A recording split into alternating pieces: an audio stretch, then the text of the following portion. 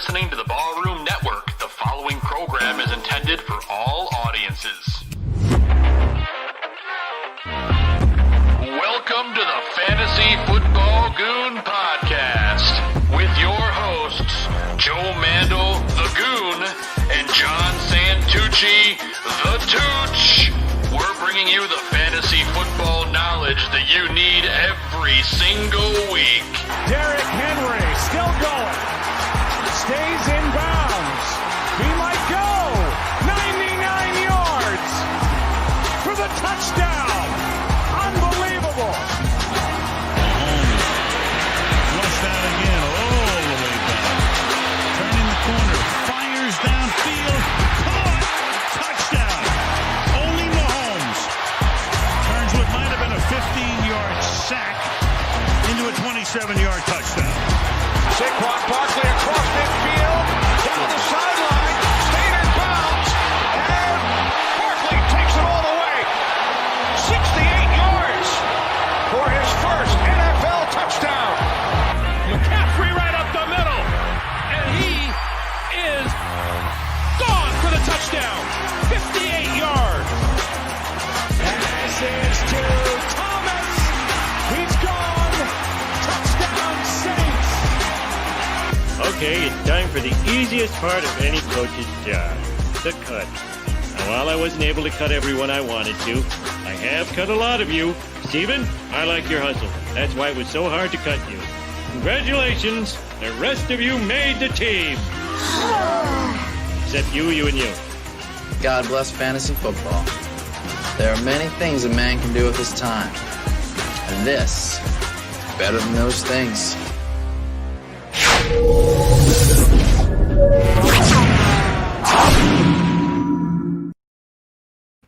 Here we go! Oh, yeah! Gonna kick that football clear to the moon!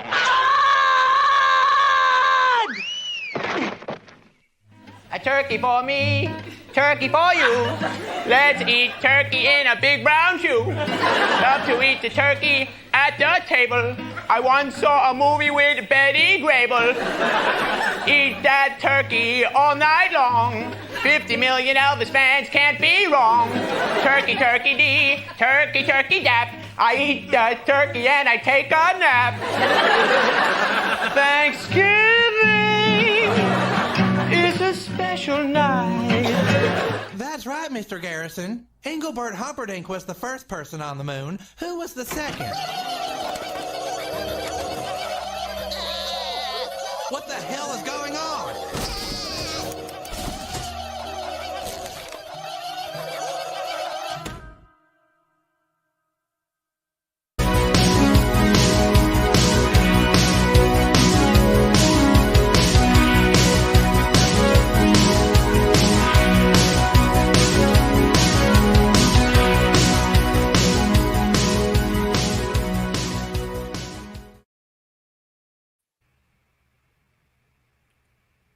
All right, what's up, everybody? Welcome to the Fantasy Football Goon Thanksgiving Special. I'm your host, Joe Mandel, the Goon. This guy over here is John Santucci, the Tooch. And below us, we are graced by the presence of the fantasy master himself, NFL Network fantasy analyst, Adam Rank in the house. Adam, thanks for joining us, my friend. Oh, my gosh. Thank you so much for having me. That was quite an intro. That's all the time I have. I said 4 minutes, and now I got to go. So I hope it was... No. You know what? I popped for our photo, Joe. I forgot. Like, I didn't forget, but it's like, it seems so long ago now. But that night at Beat Kitchen was so much fun, and I had looked forward to doing that again this year. And of course, at some point, we will get back out there because that was on without a doubt one of my favorite things that I've ever done fantasy wise. And just getting out into Chicago and the love that we felt that night, it was a lot of fun, and I love being in Chicago. So. That was cool. So I popped for that photo, and you know what? I know this is not what you wanted to talk about, and I'm taking up. The Tooch is like, why do we have this guy on? He's the worst. The fact that you put up of my predictions, and I get a lot of stuff for my predictions. The fact that you used the Steelers one, where I could probably get grief for that, because I might not have given them enough credit, saying that they were going to be 13-3.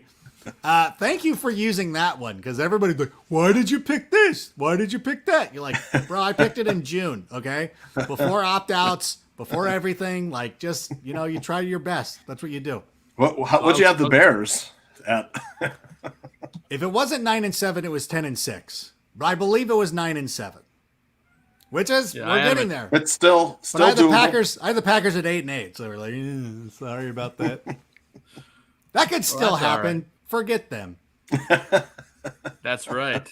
And we're here for the Thanksgiving special. We got some football coming up tomorrow on Turkey Day. We did have some breaking news a little bit earlier today. They did cancel that third game. Well, not cancel it. I'm sorry. They postponed it. They postponed it. It's just not on Turkey Day anymore.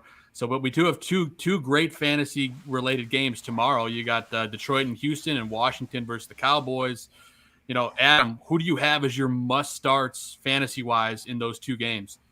It's enjoyable because as people grouse about, like, these are crap games, you're like, I love both of these games.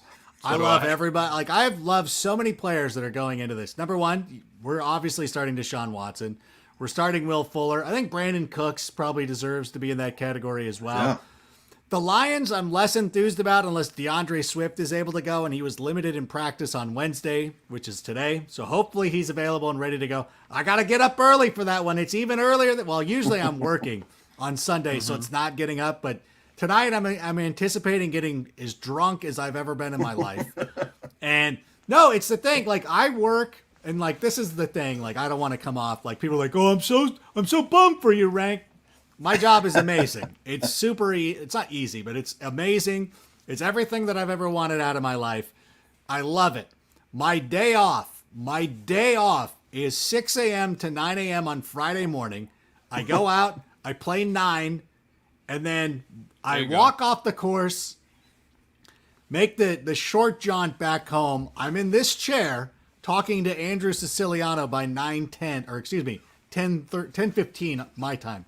So that's it. That's the only time I have off. So tonight, I have no responsibilities tomorrow. This is the first time since July 31st that I've woken up will wake up tomorrow without having a show, a podcast, writing a column, any sort of thing. So I'm looking forward to that. Oh, so I guess what I was trying to say is, I guess there was a question about DeAndre Swift. So hopefully he plays. And then in the Cowboys FT game, Zeke, Amari Cooper's got to start, CeeDee Lamb, Antonio Gibson, right? Yeah. Even J.D. McKissick, Scary Terry. There's a lot of good fantasy action tomorrow. Yeah, both those Texas teams terrible against the run. Yeah. And then the Texans, Randall Cobb and Kenny Stills both out. So you got Jordan Aiken's getting a lot of looks at tight end for the Texans. He looks good. Yeah. And Fuller and Cooks, that's about the only two options besides the bench guys. So kind of like that. What do you do with Duke Johnson, though? Duke Johnson also has a great matchup against the Lions. Right. I like it. I almost put him as my one of my sleeper running back of the week, but went with someone else. But I do like his matchup. It's one of those things with Duke Johnson. I've been a huge fan. I always wondered, why does he not get a chance? Why does he not get an opportunity? He's getting that now. He hasn't really quite gotten there yet. This is it. This is like his make or break it game. And I remember, I will just say this. I'm a huge fan of DC. I'm Superman, Batman, Wonder Woman, the Green Lantern, Flash, all those guys. I do like Spider-Man. I know he's outside the DC universe. He's the only Marvel character I'll really get down with. But it's always one of those things, like, I remember going in to watch Wonder Woman, and I was thinking to myself, if this movie does not hit, we're never going to have a great, DC movie. This is the last hit. And this is what it feels like with Duke Johnson. If you do not take advantage of this matchup against the Detroit Lions, I don't think it's ever going to happen for you. So I agree. I'm scared. I'm anxious, but I'm scared. And so, and the funny thing is I'm in a league. I know that we do the B Kitchen League. I'm in another Second City League.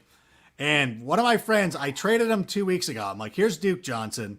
I'm flush with running backs. My team even with Christian McCaffrey injured and not having Mike Davis, my running backs are still super sick. So as magnanimous as I am, I said, here is Duke Johnson. And it was a little deal, and I got CeeDee Lamb back, which has actually paid off the last couple of weeks.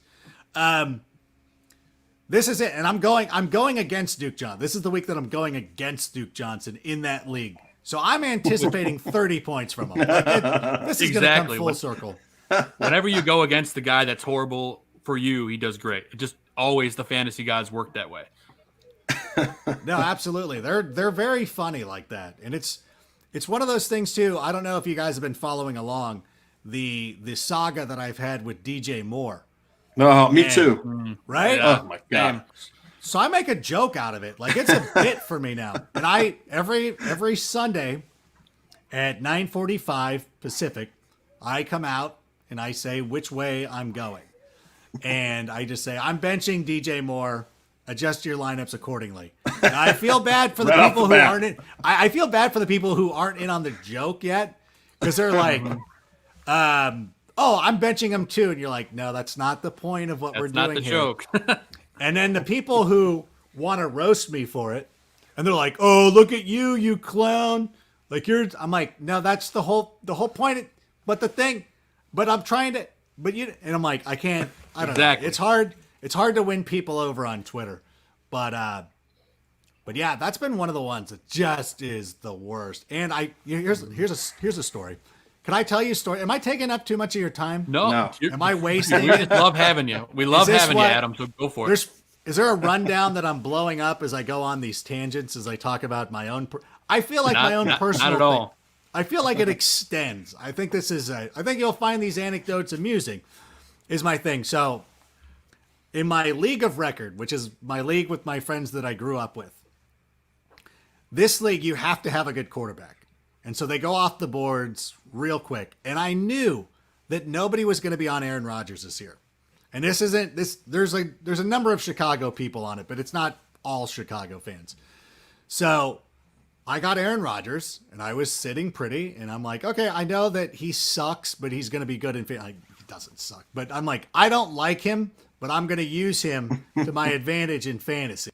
It's like when David Green at the end of School Days knows that the school was trying to sell him out, and he said, listen, I'm going to abide by your code.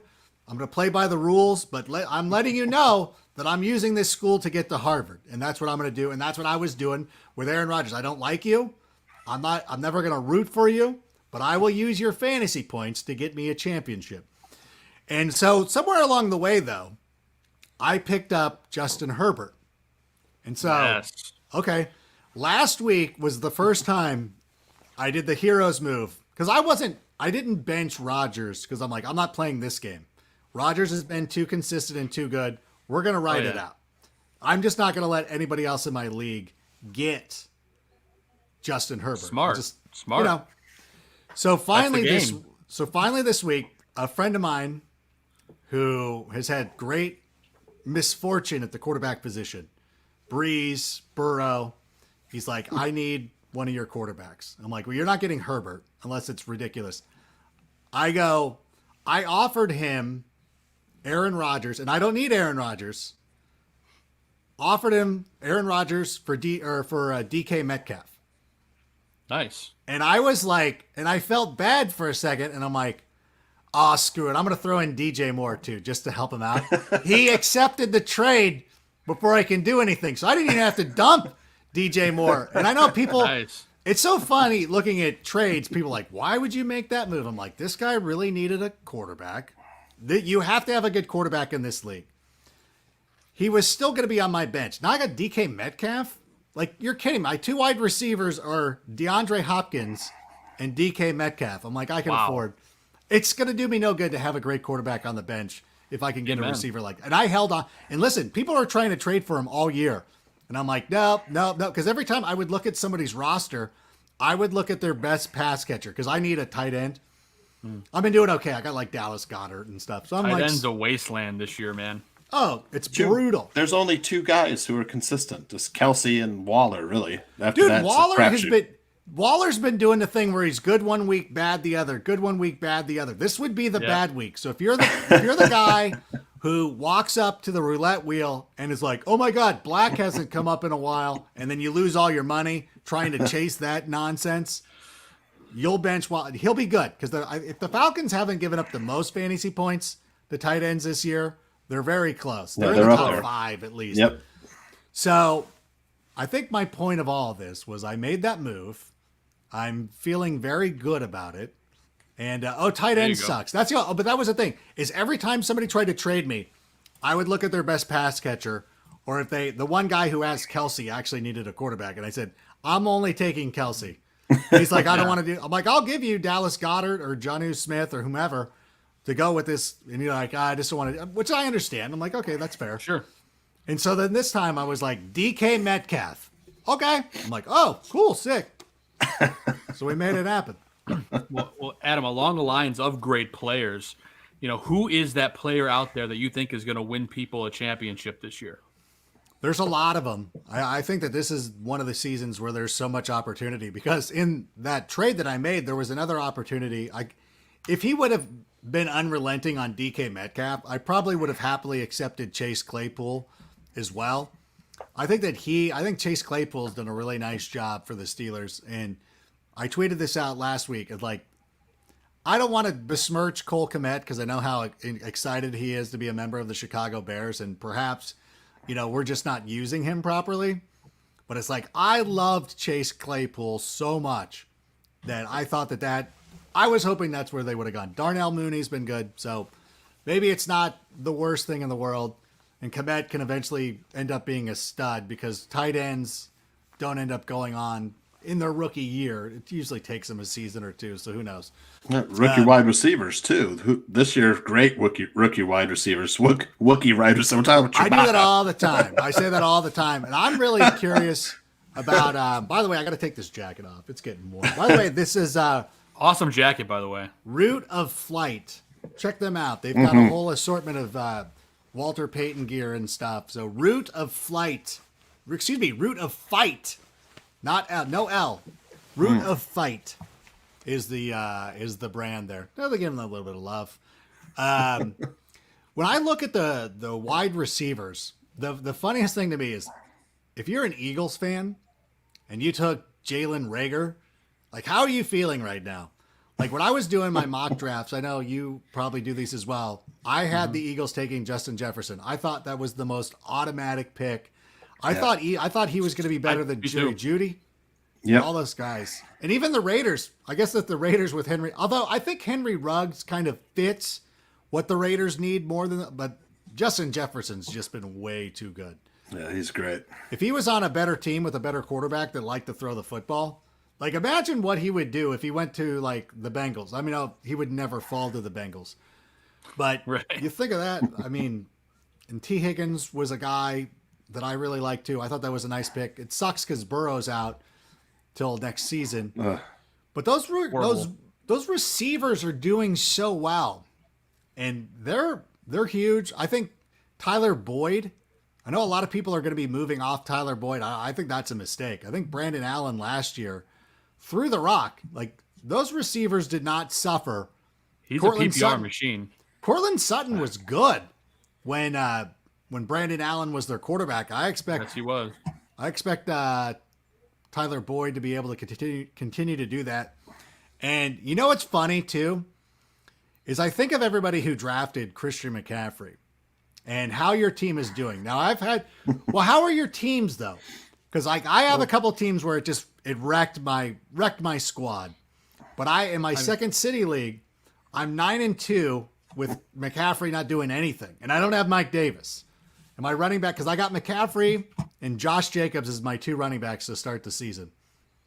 So I've been going Josh Jacobs, Antonio Gibson, Gio over the last couple of weeks. I've done really well, like getting Gio, Myles Gaskin, and I had, you know what? I picked up Alexander Mattison. That's what I did because I was so pissed at my running back situation. I picked up everybody's handcuff. So when Dalvin Cook went off, I flipped Alexander Mattison for Tyler Boyd. And it's like, what's happening? I've actually made some good trades this year. surprised at myself. I'm the worst trader. Like, I'm the one who's not like jumping in on that. But but going back to like league winners, and I think of Justin Herbert and how much flexibility he has given so many rosters, because it's either one or two things have happened. You needed a quarterback and you got Justin Herbert and it's bailed you out. Like James Coe and I are in this league, the League of Leagues, and we picked up Justin Herbert and he saved our ass. We're going to make the playoffs, hopefully, because of Justin Herbert. Like that really saved us. Or if you're in a situation like the league I was just talking about, where it was a luxury and you were able to flip one of your quarterbacks, I think that's the biggest impact. I think that Justin Herbert has meant so much to people. Like even more, I know James Robinson is one of those guys too. But between James Robinson and Justin Herbert, I think of those guys as just league winner type players. And even with Mike Glennon starting this week for the Jags, that we're going to be all right with James Robinson. Oh, yeah. I mean, talk about a guy that exploded onto the scene. I said, watch out for him in the first few weeks. And then I was like, nobody was listening. So I picked him up myself. He's been great. So, bro, you got to pick this guy up. I responded to one of Mike Wright of the Fantasy Footballers, because he was talking about when Leonard Fournette got released, and I responded to one of his tweets. And you know how the Foot Clan is. Those fans are amazing because they're like they're so diehard, and it's like talking to an AEW fan, because like an AEW fan only likes AEW. Everything else sucks. And I think that's the way a lot of the Foot Clan is, and it's amazing. Like I love that, because I think a lot of like people who like NFL fantasy love everything else. Like we're kind of like, I don't want to say that we're WWE, because maybe ESPN is. I wish we were the cool like AEW, but I think that's more fantasy footballers. Maybe we're Ring of Honor or something. I don't know. There you go. It's just, but it was like one of those picks, and you're like, I want more credit for this. Like, stop showing 3 and 13. Show this tweet of me saying James Robinson. I want to hold on to that one. But at the same time, I think of like some of the other players that I was really into this year coming into the season. I mean, I was a big Carson Wentz guy. That hasn't worked out. I was a big Daniel Jones guy. Like that hasn't worked out. No. So I don't want to come out here and start crowing about the ones that I got right without acknowledging there were mistakes that I made. Oh, and I also didn't like Tyler Lockett the week he had 50 points. So it's all full circle. And everybody acts like, this is my favorite thing about people who love fantasy. Like most of it, like most people who are doing fantasy understand the game. Like you understand what's going on. Like, yeah, like these are human beings that we're talking about. There's only so much I can do. Unless I'm actually the guy out there throwing Tyler Lockett the passes, I don't have that much input. Some people on Twitter act like we've watched the games ahead of time and have come like we're movie reviewers. Hey, by the way, like if I told you like don't start Tyler Lockett and then he had 50 points, like it's not like I watched the game before you did. We watched it unfold in real time together. I was just really concerned about that matchup and I had my reasons, and you could go back and look. Like I didn't see this.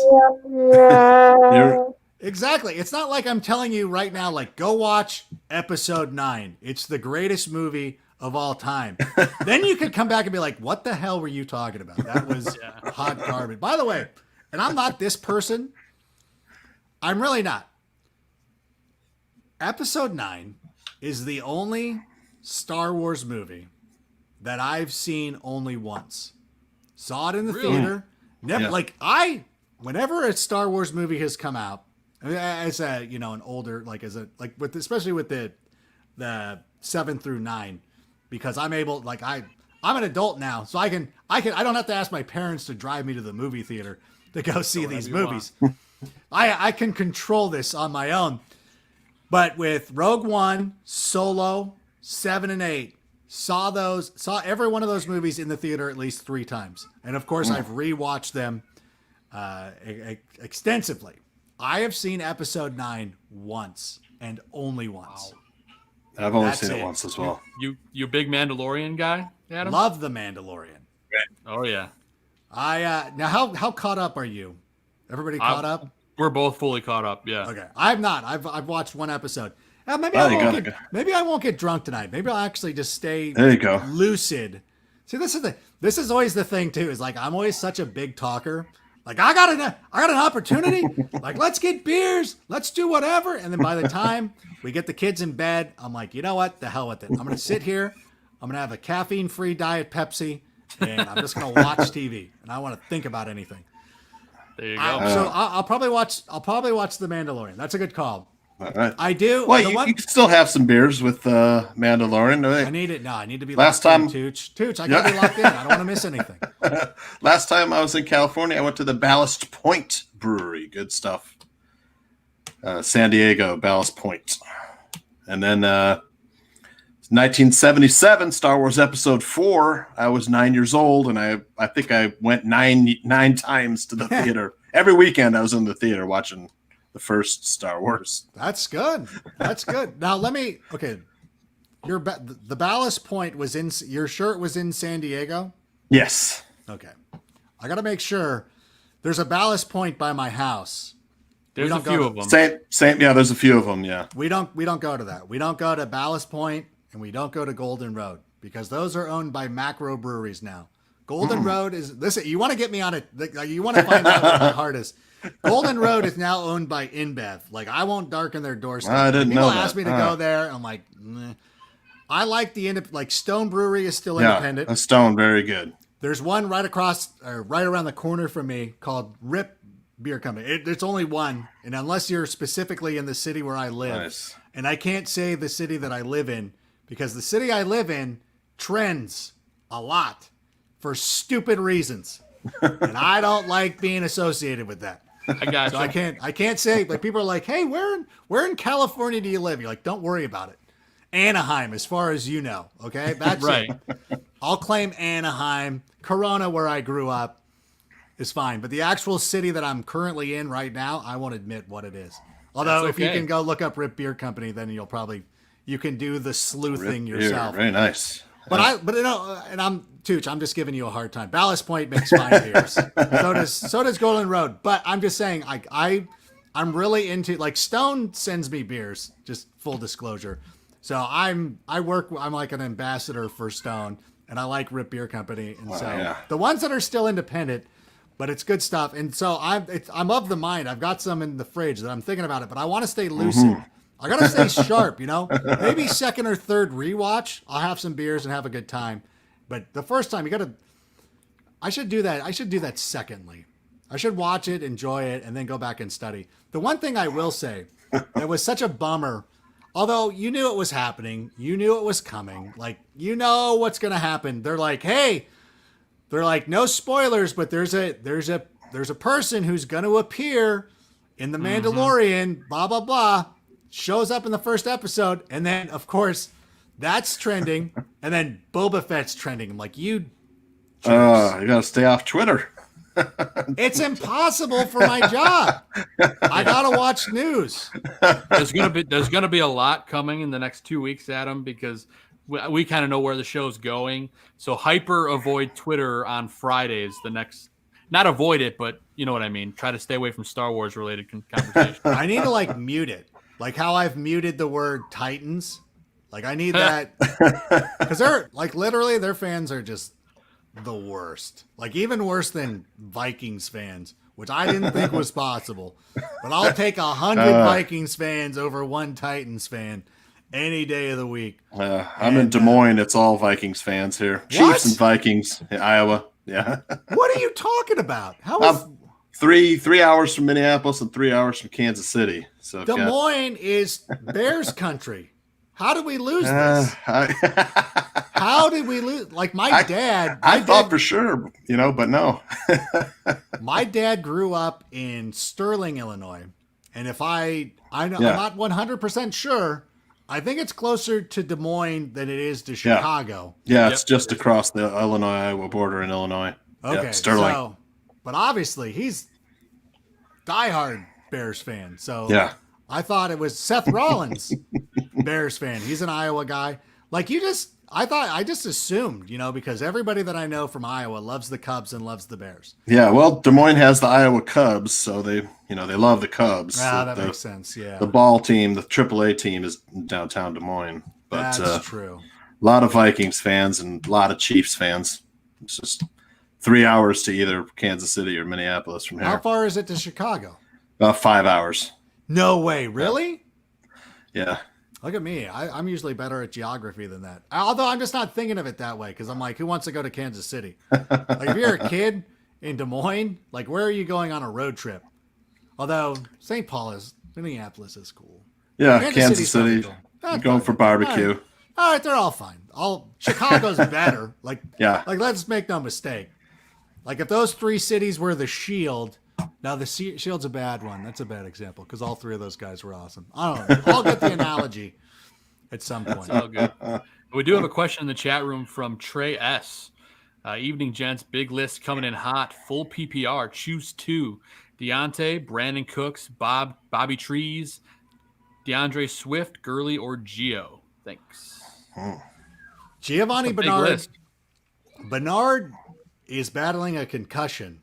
Yeah. And my fear is that he's going to go through the same thing that DeAndre Swift went through last week, where he shows up on Wednesday with a concussion. I doubt he gets cleared. Like, that's a huge bummer, which means Samaje Perine will end up probably being the guy. Yep. Looking at that list, Bobby Trees has been kind of inconsistent. They've got the 49ers. That's not necessarily a great matchup for them, but it's not what it was a couple of years ago. I think I want to play Swift if he's able to go. Yeah, like, I think that's my automatic. Sure. That's my number one. And who were the other ones? You got Deontay Johnson. I don't know how to sit him. Brandon Cooks, who's got a great matchup too. Gurley has a great matchup too, but he's got a knee. Yeah, Gurley's matchup against the Raiders is good. Although I don't know how you bench Deontay Johnson. I'm in the same place right now. He's just been so good. Yeah, like, he's so consistent. I really think that the Steelers are going to put it on the Ravens. I don't think that's going to be a close game, and I think the Steelers are going to score a ton of points.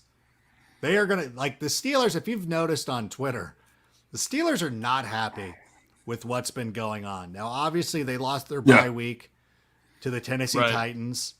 They're now losing their mini bye week to the Ravens. Yeah. And first of all, I completely applaud the way the NFL has been handling this. I think we've done a really nice job. Like we haven't missed any games. There's been some, the schedule hasn't been perfect, but I think with the idea of trying to keep everybody safe, they've done a really nice job.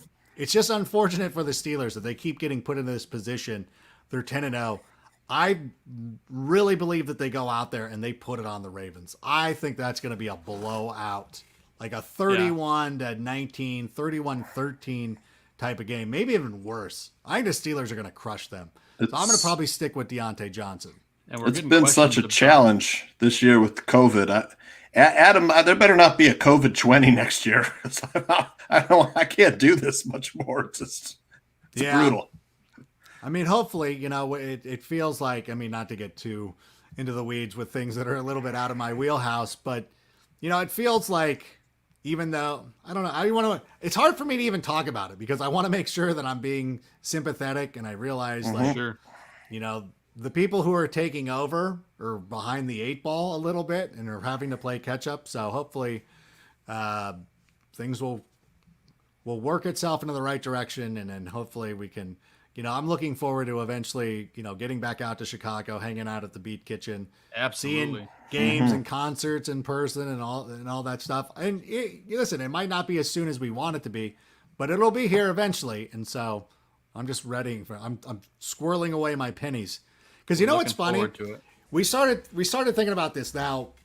Obviously, the going out to the Beat Kitchen and doing all that stuff, I'm glad I did that. First of all, because it just shows this is why you shouldn't pass up opportunities when they present themselves. And now this is going to be something that I'm going to try to do every year when it's possible and everybody can be safe and everything is as normal as can be. But also going to concerts and shows. I've been watching a lot of videos. I don't know how, sometimes late at night, I'm sitting here, I'm working late into the evening. I'm not trying to say this for sympathy or anything, but I'm working late into the evening. Sometimes I don't even want to concentrate on a television show. Like, it's almost like I don't have, like, even last night, I'm like, I don't have the bandwidth to try to comprehend what's happening on Friends right now. Because to me, Friends is one of the perfect shows that's on Nick at Night. I don't need to know anything. I just need it in the background because I've been watching them on TV for so many years. It just feels like there's literal friends in the room. But I'll just want to watch videos. You know what I'm saying? Like, I'll go in and watch videos. And for whatever reason, one popped up the other night. It was U2 singing Red Hill Mining Town. Red Hill Mining Company? No, Red Hill Mining Town. From their live performance when they were touring, doing the Joshua Tree album. And now I look back on that, and I'm not even a big U2 fan at all. And I'm looking at it, I'm like, damn it, I wish I would have gone to that show. And I texted my friend who's a huge U2 fan. I'm like, the next time they're in concert, I'm going. Like, it's just one of those things where I'm just ready for that. I'm ready to make that step and ready to get into that. Have you ever done a guillotine league, Adam? Dude, those seem so fun. They're awesome. Totally want to do one. You have The only problem is that I keep signing up for these leagues, and if they're not on the NFL platform, it's harder for me to keep track of them. Like, I do a league on CBS. I'm like, dude, I'm not on CBS. No disrespect to them. That's just not my platform. Sure. Like, it's tough to go to, like, or Bobby Fishbowl's leagues with his, like, God, like, it's so hard to get to my league and everything like that. I'm now going to put my foot down next year that I will not do any league if it's on any other platform outside of NFL. And right now there's like, you haven't done Sleeper, huh? These are good apps. Yeah. I know my friend runs, one of my friends is one of the leads for Sleeper, and I was helping him out for some of the March Madness pools, which obviously that didn't work out because what happened. Sure. Like, I was signing people up. Like, it was like I remember, like, as the league's like, hey, I'm like, do we have a March Madness sign up? Do we have March Madness on NFL Fantasy? No, we don't. So we're fine. Great apps. CBS does a great job. I love all those guys. I love Dave and Jamie and Adam and all those guys. Jamie. I think I said Jamie. Love all those guys. Love Matt. Love Field. Love ESPN. And everybody who's associated. I love all Yahoo, of course, with Liz and Matt Harmon and Andy and all those guys. Love everybody's great. But it's like most of my leagues are on NFL because that's what I do. That's my thing. So the NFL Fantasy app is always first and foremost on my thing. I don't know if this is the first time Joe's used an NFL Fantasy league. Oh no, I've been on NFL Fantasy since it launched. Okay, well I've come a long way. It's so amazing now. Oh my God. We do a really nice job. And I would have told you a couple of years ago, I would have been evasive and not talked about it and been like, yeah. And then moved on to the next subject, like tried to avoid it to be polite. But I really do like the NFL Fantasy app. And hopefully next year, people will give it a shot. Because we can watch, I don't know, like you can watch games on it too, which is the coolest thing. So like my setup is if you check it out, oh no, I don't want to show everybody this. Part of it's my bedroom, which is a little messy, but I've got like a bunch of things going on. But I have a monitor here that has Red Zone. I've got a TV for a local game, and then I've got my phone, which is showing another game. And and then when the Bears are playing, the Bears are taking priority. Yep. So big time. Same as me. But it's one of the cool things about our app is that you can put a game on it and just kind of leave it there. Because I try to watch every game, so I use Game Pass too after the fact to go back and watch those condensed games. Yeah, how about the Super Bowl halftime act this year? Are you a fan of The Weeknd? Very talented. Enjoy the song. I don't go out and seek him out. But he's very good, and I like. I get it. Like, he's good. Like, who wouldn't like this? You can't escape that song, "Blinding Lights." Yeah. It's everywhere. It is. And that's the thing. I can't do deep album cuts. Like, I can't sit there and tell you all of his tracks and go through his whole catalog or anything like that. It's kind of like with hair metal bands. Like, when you see like Steel Panther, or one of my friends was in a band similar to that called Arena. That's what I want to. I want to hear Round and Round, Metal Health,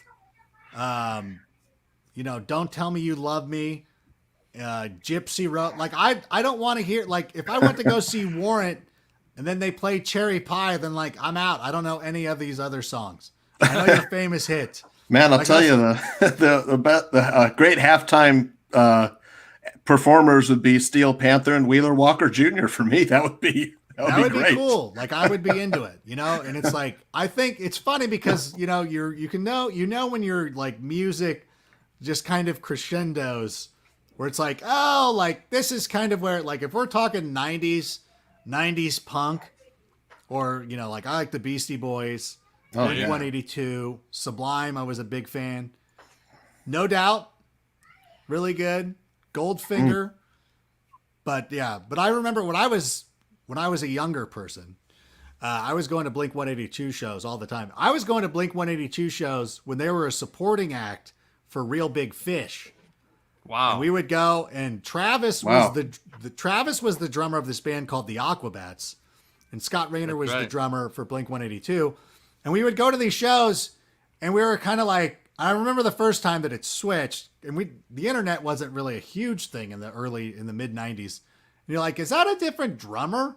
Like this guy, and he wasn't Travis like all tatted up, and you could tell like Scott Rayner and Travis Barker looked different even back then. Very different. Like, wait a minute. And then one of the guys in the crowd would be like, yeah, dude, that's the drummer from the Aquabats. You're like, oh, like, okay. But he was wearing a mask before. I didn't know. And then at some point when we were going to these shows, we're like, I think I'm enjoying Blink more than I'm enjoying Real Big Fish. And we started leaving during like Real Big Fish's set to beat the crowd out of the Palladium and get back home. So it's just, I don't know what that even, I don't even know how we started down that track. That's probably my fault. Oh, it's the weekend. How about the weekend? So it's like, it's my fault. So it was my fault. It was a little, no, it's nobody's fault. But that's one of the things from the quarantine too, is that going out and finding other music. Like, this is my story, is so Goldfinger's been doing these quarantine videos, which were cool. And you're watching them I like to watch everything on YouTube Music. And so they start playing like similar type of acts. You get a lot of Blink 182, you get the Ataris. And then they started throwing in a bunch of Rancid. And I was never really a big Rancid fan. Although I realize in hindsight, going back and researching more of Rancid stuff, of like how many Rancid shows I was actually at, because they were supporting other bands that I was going to see. They would support like The Offspring. I used to see The Offspring a lot too when I was a kid. So like going in and seeing all that, and you're like, oh, I guess I've seen this band a couple of times, but like getting into them because music is timeless. And so then The Weeknd seems really cool. And I'm like, have you seen Hairball? No. No. I was very upset when the Iowa State Fair was canceled. I had tickets to Hairball. That's an act that like changes costumes like 20 times. They do, Rat, and Ozzy, and AC/DC, and all the Motley Crue, and Poison, and all the different hair metal bands. They switch costumes a bunch of times. They've been going for 20 years or so. But I was finally gonna, it was all the seats were free, and you could get as close as you want. But they canceled the fair. So Fremont Street in Las Vegas does a lot of that. Free concerts you walk up to. And then if you know somebody who knows somebody, they'll give you these lanyards and you can kind of get around the barricades and be right up there. Oh, nice. I think the last one I saw was, and this is a bummer. Like, this is my last concert, was seeing the Wallflowers. Like, they're good. Love it. Yeah. Jacob Dylan. You don't want that to be the last show that you've ever seen. You know what I'm saying? Like, who was the last show you ever saw? You're like, Wallflowers. There'll be more, thankfully. No, there will be more. My last concert I saw was Here Come the Mummies. That was great. Nice.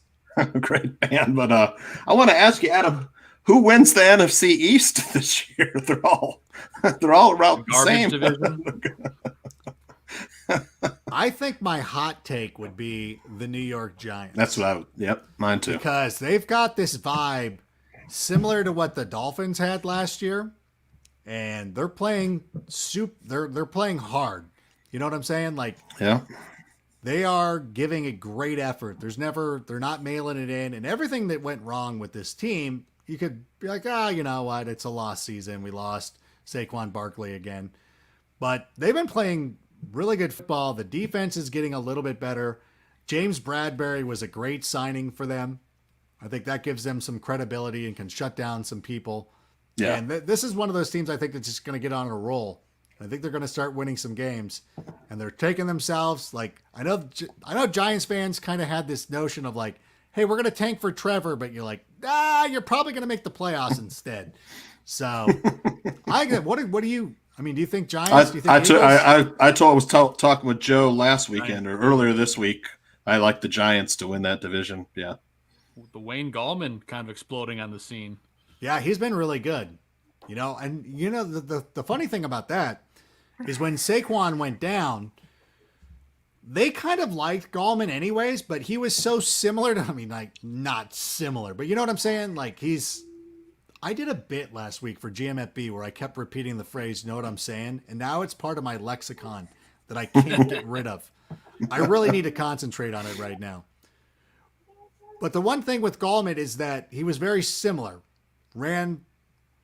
Not similar, but he was the type of back who would replace Saquon Barkley. He can't do what the satellite backs do. So he needed to be the 3-down guy or a traditional, like that type of player.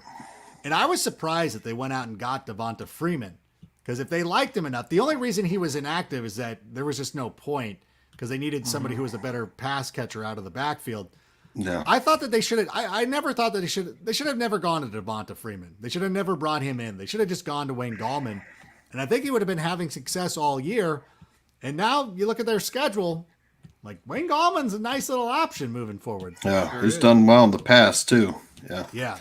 So Adam, I've been playing fantasy football since 1988, and I wanted to tell you that back then you had to wait for the newspaper to come out to tally up the points the next day. And then find out how much it was. It was like touchdown was like worth 10 points, so we were drafting guys like, Jerry Rice and, a little later, Emmitt Smith and Barry Sanders were the hot picks and stuff. But today I'm amazed at like just how instantaneous it is when back then. And if the app freezes, everybody comes unglued like Twitter, like, what's up with your app? I can't get like, hey, there's people here who used to have to wait for the Pony Express to come out and bring their totals by mail. No doubt. You had a friend who did that in high school, and that's how he had the whether it was the Times, because we're on the West Coast, so we don't have to wait. Like the late scores could still be put in. But yeah, there was a kid who would come in, he'd have the LA Times, and at lunch you'd start totaling it up, and we'd be looking over his shoulder. There was no internet. No. There was the LA Times was the Bible at that time. Yep. So, but I apologize. I got to actually bounce here. Yep. Thanks, Adam. No, you're good. I was just about to say we've had you for a while, Adam. Yeah. We do appreciate all your time and didn't I tell you before Thanksgiving. But I told you what was going to happen. You're like, how much? Like Joe keeps bothering me. Yeah. How much time? I'm like, Joe, I'm going to tell you 15 minutes. And then 45 minutes into the show, I'm going to still be here talking my nonsense. I don't even think I helped anybody fantasy-wise, which is probably for the best. Well, Joe and I do a streaming TV show for Bar Room where we review streaming series and stuff. You have to come on and talk some TV with us. All right, whenever you get to the Shield, let me know. I've got the full disc set I've got to watch. Really? Someone gave me a gift of The Shield, all the discs. Oh my! Yeah. Have you never seen The Shield? No, I have not.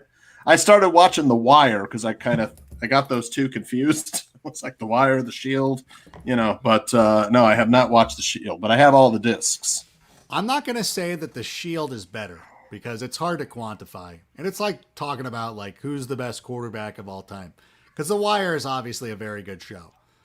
I'm more drawn to The Shield because I live on the West Coast and it's based on LAPD and like actual LAPD events. Some of it's obviously exaggerated and everything.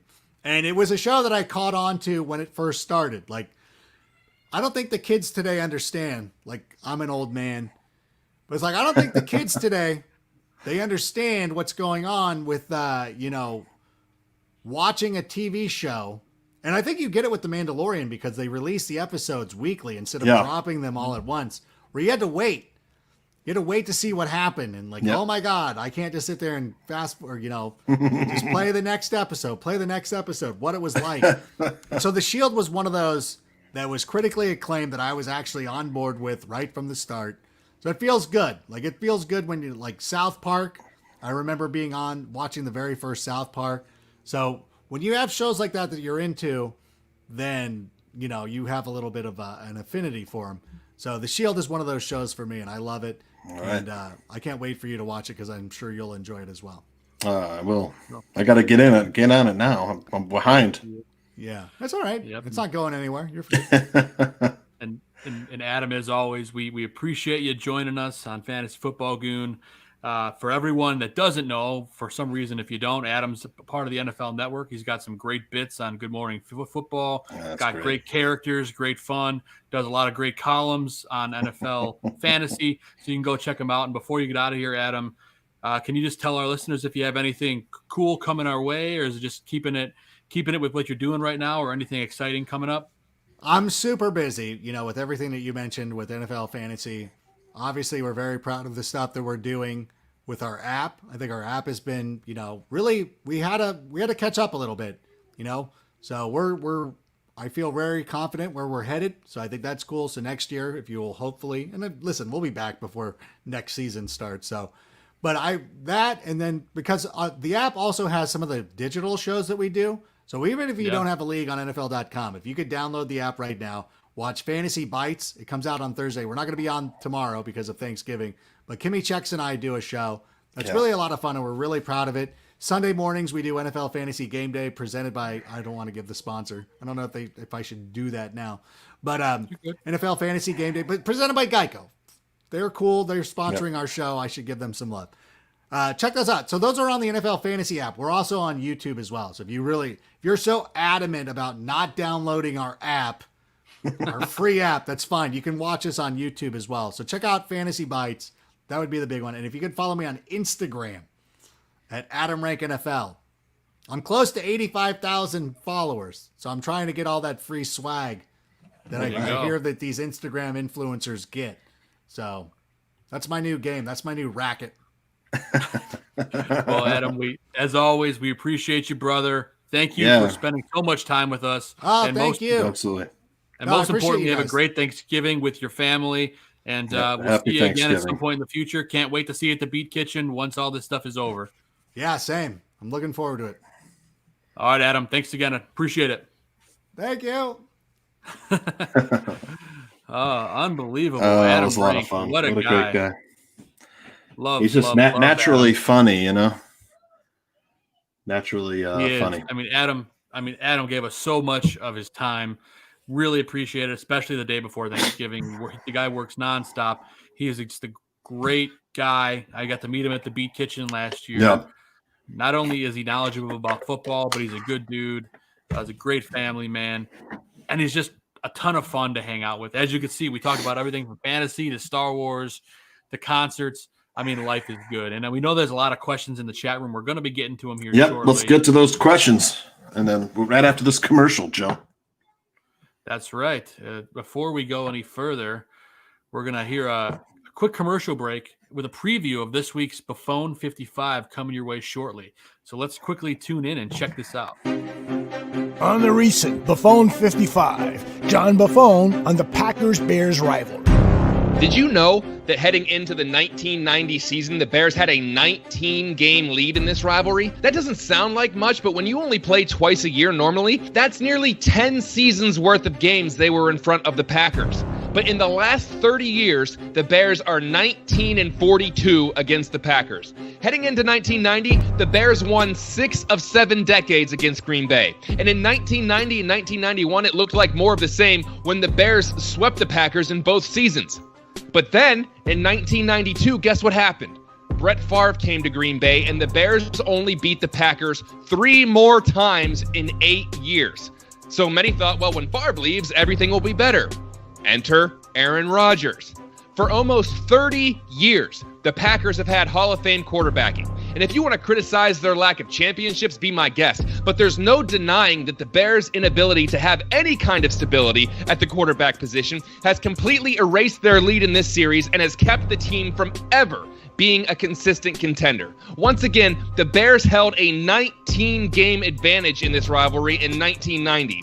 They now trail by 4 games in the year 2020. So this isn't completely Matt Nagy's fault or Mark Trestman's fault or John Fox's fault or Jay Cutler's fault or Rex Grossman's fault or Curtis Enos's fault or Cedric Benson's fault or Chris Williams' fault or Gabe Karimi's fault. The whole issue isn't even Ryan Pace's fault or Phil Emery's fault or Jerry Angelo's fault.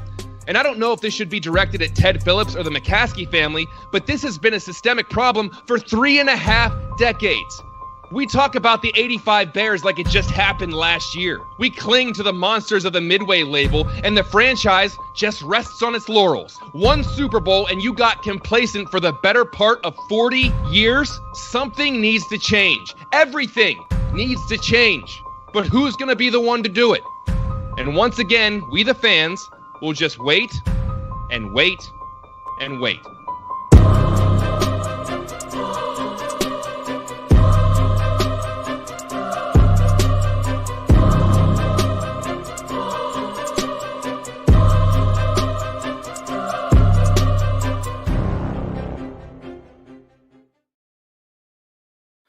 And that was a word from Buffon 55. New episode out now. Go check it out. Obviously, he's fired up, and he has every right to be. So that's a great show. If you haven't checked it out, please go check it out on the Bears Barroom Network stream, anywhere you can find our podcast. So that's great stuff right there, Tooch. And, again, huge thank you to Adam Rank for coming on. It's great. Lots of time he spent with us. And we got a lot of questions. We didn't get, Adam was talking about so much stuff, and we got some questions to him, but we know there's more. So let's just jump right into it. Yeah. Rock Out wants to know DK, Woods, Claypool, Deontay Johnson, pick 2. It's a great list to choose from. I never sit DK, right? Yeah, you can't sit DK. So but it's between Claypool and Johnson because they're both so good right now. I love Claypool, man. He's just that he's getting so many red zone looks. It's just I love Claypool. I'm a little worried that they might not play that game on Sunday, and then you get stuck without playing anybody. Right. Okay. So there's danger. The game is in jeopardy. Yeah, the game is in jeopardy. Well, I guess it doesn't matter. It's both players are on the same. I mean, I don't think Woods is always a safe play for me. I think I know, but I think it's a little too safe. He's been very inconsistent. He blew up last week, though. I know he did. I'm going DK and Claypool. That's my initial gut is DK, Metcalf, and Chase Claypool. You say, well, this is the week he's not gonna. Yeah, you got to go. Claypool gets so many red zone looks. Important note here says it's not PPR. Yeah, DK and Claypool. I think DK and Claypool have the best chance to score. Big red zone targets. Yep. And we didn't get to ask this one to Adam, but Trey asked earlier, best Thanksgiving side dish. If you don't say mac and cheese, you're wrong. I've got a 2-year-old and a 4-year-old, so I'm locked into making macaroni and cheese tomorrow. So I don't have a choice. But man, my stuffing for me, man, once a year stuffing. Yeah, I make the best stuffing. But yeah, I got 2. I love stuffing. And then my mom's stuffed artichokes. Oh, Italian style. Yes, sir. Oh, man. I haven't had them in years. My grandmother used to make them. I used to just suck that leaf, skin the leaf with my teeth. That's what you got to do, man. If you haven't had Italian baked artichokes, you're missing out. I've never had it. It's good stuff. There's nothing like it. Yes, sir. And we got one from Austin Hill. Love the stream. Thank you, Austin. Thank you. Pick 3 full PPR. Swift, Gibson, Zeke, Sanders. Well, you're going with Swift. If Swift plays, keep an eye on it. Yeah. Swift has got the best matchup because the Texans are terrible against the run. If Swift plays, you're starting him. And, between Gibson and Zeke, that's tough. Both of these guys are great. Gibson's got a great matchup, against the Cowboys. I like Gibson better right now because his offense has been better and they feed him the ball. So if I had to pick right now, I'd say Swift and Gibson. Would you agree, Tooch? It says pick 3. I'm sorry. So, I can't read. So I'll take Swift. I'll take the first 3. I think I like Miles Sanders, but he's kind of gimpy, and the Seahawks are tough against the run. You beat the Seahawks through the air. So then you bench Sanders and you start everybody else. Love it. Yep. Rock out with another question. Zeke, Swift, CEH, Drake, Gallman, non-PPR. Actually, I don't think that's a question. I like Zeke. Oh, I'm sorry. It's pick 3. Pick 3. So Swift, Zeke. Yep, I'll take and Gallman. Yeah, Gallman, Zeke, and if Swift is Swift's out, I'll take Drake. I don't like the matchup for Edwards-Helaire. Mm-hmm. So he's got a tough matchup against the Buccaneers. Having our buddy, friend of the show, Adam Sham, Lamar or Rodgers the rest of the way. We didn't get a chance to ask this to Adam, but I'm pretty sure he would agree with us. I think it's got to be Rodgers. I think so too. Yeah, Lamar's just regressed this year. He's got a terrible matchup this week. You got the rest of his schedule for the Ravens? The Ravens schedule? Yeah, I'm pulling it up as He's got the Cowboys next week, which is a pretty sweet matchup for Lamar. Packers are going at home against the Eagles. They both got good matchups next week. So the Ravens schedule the rest of the way, Tooch. Of course, you got Pittsburgh, Dallas, Cleveland, Jacksonville. That's not bad. He's got an easy schedule. Then you got the Giants. So if he doesn't do anything, it's like I just can't trust the guy. He's got to explode though. Sooner he hasn't had any really like big games this year. I think he's had one, if that. Mm-hmm. And Christopher Gonzalez, barroom friend and I was going to say editor, does a lot of great articles on the website. I can't talk. Yes. With CMC rules out, should I go with Jones or Hines? I will take Hines. I'm assuming he's talking about Aaron Jones or Ronald Jones. Ronald Jones, right? I'm assuming he's talking about Ronald Jones. If it's Aaron, you're starting Aaron Jones. You're starting Aaron Jones every week, no matter what. And you're not talking about Julio, so you got to be talking about Ronald. And Julio's got a hamstring injury right now. Mm-hmm. So he's questionable for this week. Yeah. We have Dave, friend of the show, and my neighbor, Dave Riley. He's saying he's going to win the Guillotine League right now. All right. Is he was he in the one that we were in? The Goon Guillotine? Yes, he is. He's still alive. Nice. And so is Adam Crum. He's in the final 6. Wow. How are they? I wonder how those teams are looking together. I mean, there's only 6 teams. I mean, everybody's got to have a pretty damn good team. And then Kyle Voivodis in the Goon League with us, Tooch. How confident are you starting Mostert if he comes back this week? Full PPR, Mostert, or Timmy P? Well, Mostert's got a really tough matchup against the Rams, but he is damn good. Timmy P is who? Tim Patrick. Tim Patrick. So I like him. I like Patrick, but I think for upside alone, you got to start Mostert. Yeah, the Broncos are at home against the Saints. That's a pretty tough deal. Yeah, I would take Mostert. Yeah, and my neighbor Dave wants to know: A-Rob, Monty, Gio, Bernard, or Hines half-point PPR. Well, here's the thing. Look, the Packers are terrible against the run. So by all accounts, David Montgomery should have a phenomenal game, but the coach of the Bears just hates running the ball. He just hates doing it. I can't remember the last time Montgomery had a 100-yard game. I mean, it had to be last year, right? It's not been this season, that's for sure. So, I mean, Bernard's got the concussion. So I'm definitely going A-Rob. I'll take A-Rob because he just gets so many targets against the Packers. The Packers are decent against the pass, but if the Bears fall behind against the Packers, A-Rob's going to get 10 catches, 10 targets at least. Yeah, I tend to agree. I mean, I like Hines, but I think A-Rob's the better option. That was my passive-aggressive shot at Matt Nagy. Yeah, right. And then Ron Rupp now wants to know, what are some good tight end options? Man, Mike, if you want like a tight end who nobody has, that you just have to grab somebody off the wire. I think Jordan Akins looks great, and two of the wide receivers on the Texans are out, and they're playing the Lions. I think Desean Watson's going to air it out. I mean, they should run the ball, but they haven't had much success running the ball with Duke Johnson, like Adam Rank said. So, I mean, I like Jordan Akins. I've got him as my streaming tight end of the week. There's Trey Burton would be a decent pickup. He's going against the Titans, who are pretty bad against the tight end. Let's see. How about you, Joe? You got any tight end streamers? Noah Fant has got a good matchup against the Saints. I like Noah Fant.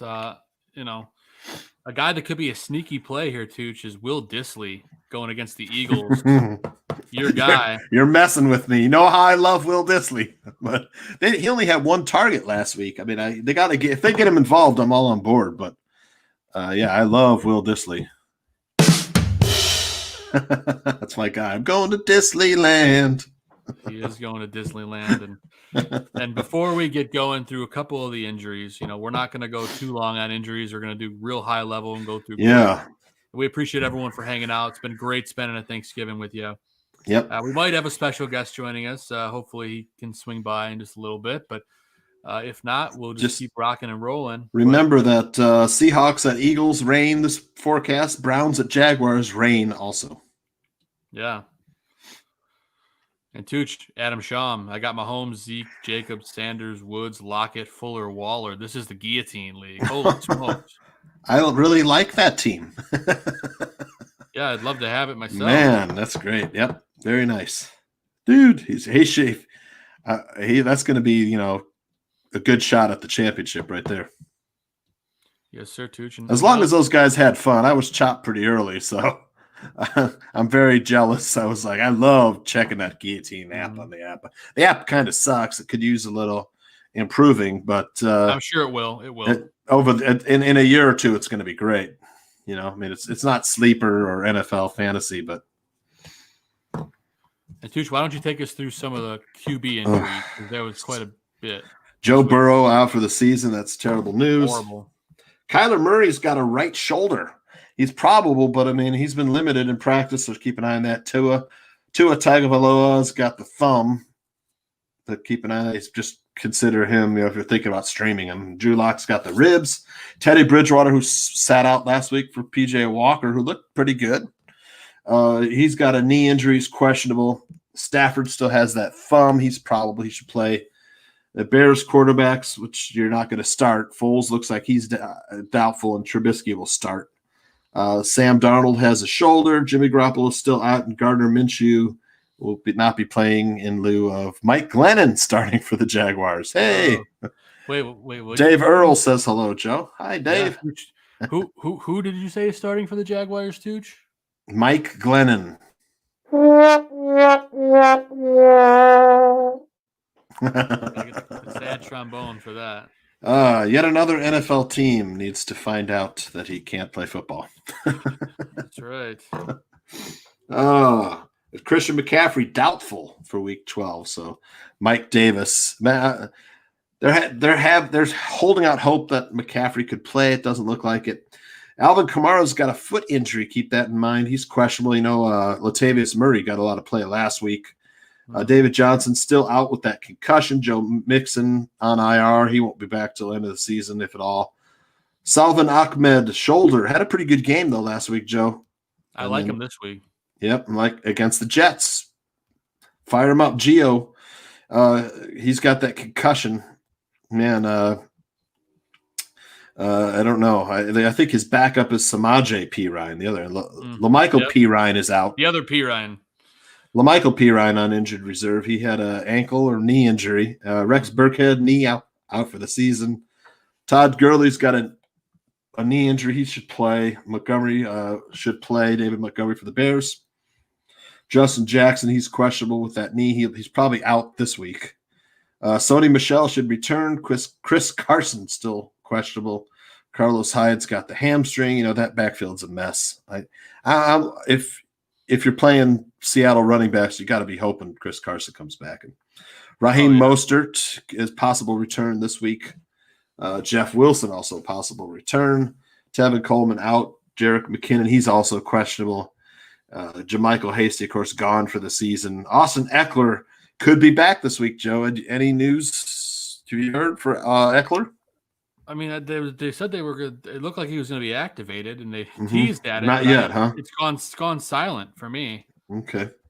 Devontae Adams, the wide receivers, he's got an ankle injury. He's probable, though, should play. Galladay is out tomorrow.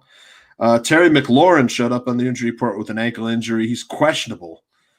So definitely check that tomorrow morning. That's the 3 o'clock game. Kenny Stills and Randall Crabb both out for the Texans tomorrow. Mike Thomas, he's questionable. He's got an ankle. Jerry Jeudy has an ankle and an Achilles injury. He's questionable.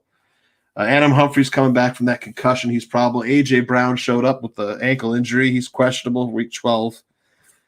Sterling Shepard has a hip and a toe injury. He's questionable. Julio Jones has got that hamstring that I just mentioned. Calvin Ridley's got the foot injury. He's probable. John Brown, he also has an ankle injury. Julian Edelman played last week. He should play this week. Deebo Samuel looks like he'll come back. Danny Amendola, he's out too. So it's the Marvins again for the Lions. Oh, yeah. It's Marvin Jones and Marvin Hall. Marvin Hall. Zach Pascal has knee and foot injuries for the Colts. He's questionable. DJ Chark showed up on the injury report today with rib injury. He's probable, though, for week 12. Laviska Shenault still has that hamstring. He's questionable. Should play, though. N'Keal Harry, shoulder. He's questionable. And then Deshaun Jackson still not back. It's a mess, Joe. Wide receivers. It's a mess. Tight ends, Irv Smith. He showed up with that groin injury. He's questionable. Hayden Hurst, Joe, just popped on there with the ankle injury. He sat out practice. Put up a goose egg last week. He's questionable. Jack Doyle's still a concussion, and George Kittle, he's not back until the end of the season, likely. Zach Ertz could be back, so if you're thinking about getting Ertz in, or you picked him up like Spaceball, he's questionable with the ankle injury. And then Sam Ficken, kicker for the Jets, he is out. And Greg Zuerlein showed up with a back injury. He's questionable. That's the Cowboys kicker. If you have Zuerlein, keep an eye. Tomorrow's their game, 3 o'clock. If he's not kicking, you've got him in your lineup, you're going to be unhappy. Yep, and Tooch, Dave Riley, my neighbor, said he's guillotine's so much fun. Really excited to see where it goes in the years ahead. And he gave us a little peek at his team, Tooch. Rodgers, Cook, Kamara, Carson, DK, Terry, Moore, Ebron. That's a good-looking team, too. Yep. Man, Dalvin Cook, I think if leagues are redrafting today, Dalvin Cook might be the first pick. 100%. Maybe Devontae Adams would be one of those top picks. Absolutely, brother. And let's talk a little bit about fantasy. We change it up a little bit this week. We did. Usually we talk about the fantasy gold games. We're going to get a lot of fantasy points. Mm-hmm. But Tooch, this week, it's gravy game. That looks good, Joe. Looks yummy. Yeah, so this week's gravy games. And you know what? Before we do that, we have a special guest joining us. Oh. Tyler Ellis. Look at that. Look at that handsome guy. My God. What's going on, fellas? Happy Thanksgiving. Tooch and the Goon, man. Let's go, baby. Ready for that feast, baby. That fantasy about to start. It is the fantasy feast, and that's great timing, Gaines. We're about to talk about this week's gravy games, the games that are going to get you all the points. Mm-hmm. Let's check it out. Of course, we're talking starting tomorrow, Texans at Lions. That's going to just be fantasy dynamite, boys. Neither of those teams play much defense, so. No. Neither team can stop the run. That Texas game is that's gobble gobble time right there, fellas. Yes, sir. It is, and then Raiders Falcons again. That's going to be another great game. The Raiders looking like a team that could potentially storm into the playoffs if they keep playing the way they are. Yeah. Josh Jacobs really carrying that team on his back right now. Talk about a team that really is surprising people this year. Who would have thought the Raiders were fantasy relevant, guys? Yeah. 6-4. Yeah, they're not playing no games. They didn't punch the Chiefs in the mouth like twice. The Chiefs got away, but they limped away. Yeah. But that's good stuff. But that Buccaneers, we're gonna find out, are they for real? Yes. That's right. And of course, arguably one of the best games on paper this week, guys, is Chiefs at Buccaneers. The Chiefs obviously are always fantasy guy dynamite, but the Buccaneers have been hit or miss all year long. But guys, Antonio Brown, what's going on with this guy? Hey, he's looking good to me, Joe. I mean, he's looking good. Brady's, from what I saw, Brady's underthrew him a couple of times, and because I see Antonio Brown burning on some DBs, and so I actually got him picked up, and in our Goon League. Love it. Yeah, good. Love that. And so Antonio Brown. And Tooch, why don't you talk about the next two gravy games?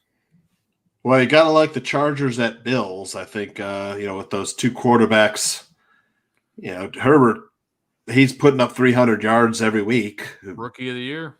Josh Allen also playing pretty good this season. I think, they're not good defensive teams either, and they've got, some good weapons, and I think that'll be a good fantasy game. And then the Seahawks at the Eagles. And wherever the Seahawks go, the high-scoring games follow. Yep, there's no defense, and then of course, high-powered offense. The Eagles, maybe not so much, but you can't deny the Seahawks and fantasy go together like mashed potatoes and gravy, boys. Yeah, back with Antonio Brown, 13 targets last week. You got to like, he didn't play. He played the least of the top three wide receivers with Godwin and Evans, and had the most targets. So you got to like that trend. I got from that list right there, fellas. I'm in 3 separate leagues right now, as I was exited from the Goon League. So I went down so bravely. That was a great league. My man Joe, thanks for the invite for that. But of those lists, I got 6 players. I got 6 players going in those collection of games. Wow. And so those are some nice stuff. And a lot of my players are in the Goon League, right? So predominantly my players are in the Goon League. And so wins and losses, but like Diggs coming back. Like Diggs has been a money receiver as of late. So I definitely need him to step up. No, don't step up. Just keep doing what you're doing, brother. Love that, man. And we can make a little special announcement here, Gaines. Tooch is going to be traveling to vacation on Sunday for the live edition of Fantasy Football Goon on Sunday at 10:30 a.m. Central, every game day. And our guy, Tyler Ellis, the Gaines Report, right filling down in here. for me while He's I'm going on to step vacation. into Tooch's shoes. Boom. That's gonna be Get fun. that Sunday report going. You already know. Got my boys back, man. That's right. He'll be doing the pregame fantasy and then the post game for Bears post game. Bears Packers with Bear football with Bears is with Sunday night. Yeah. Will we be celebrating? Will we talk about Mitch Trubisky having 4 touchdowns? Oh, I wish. I hope so. Right now, Mitch Trubisky comes back from Bears. That'd be a great story. The Packers. Like, could you write it any better? I love it. If it would, man, I love it. I'm writing the story after that one if that happens. But look for my next story. I don't know if you guys. I want to make sure you guys cover it. I know we're gonna get there, but I'm still thinking about Bears defense. I believe in my Bears, but like I do, Joe. What y'all thinking about our DBs against? I mean, I got Devontae Adams and I kind of need him, but like outside, Bears come first, then fantasy, in my opinion. Ain't nobody can stop Devontae. Yeah, nobody can stop him. But hey, the Bears defense is banged up. We got Akeem Hicks is hurting. Eddie Jackson is Eddie Jackson. I think will miss this game. It's trending in the wrong direction for our Bears. Well, it's not for sure about Eddie. He came into contact with somebody. He didn't test positive. At least that's the last that I've heard. Depending on how that goes, Eddie could still play in this game. Games. That's what's up. And we got to remember our front seven. If we can just, I mean, it's Aaron Rodgers, but hypothetically, if we can just mess them up all game, that's how you love it.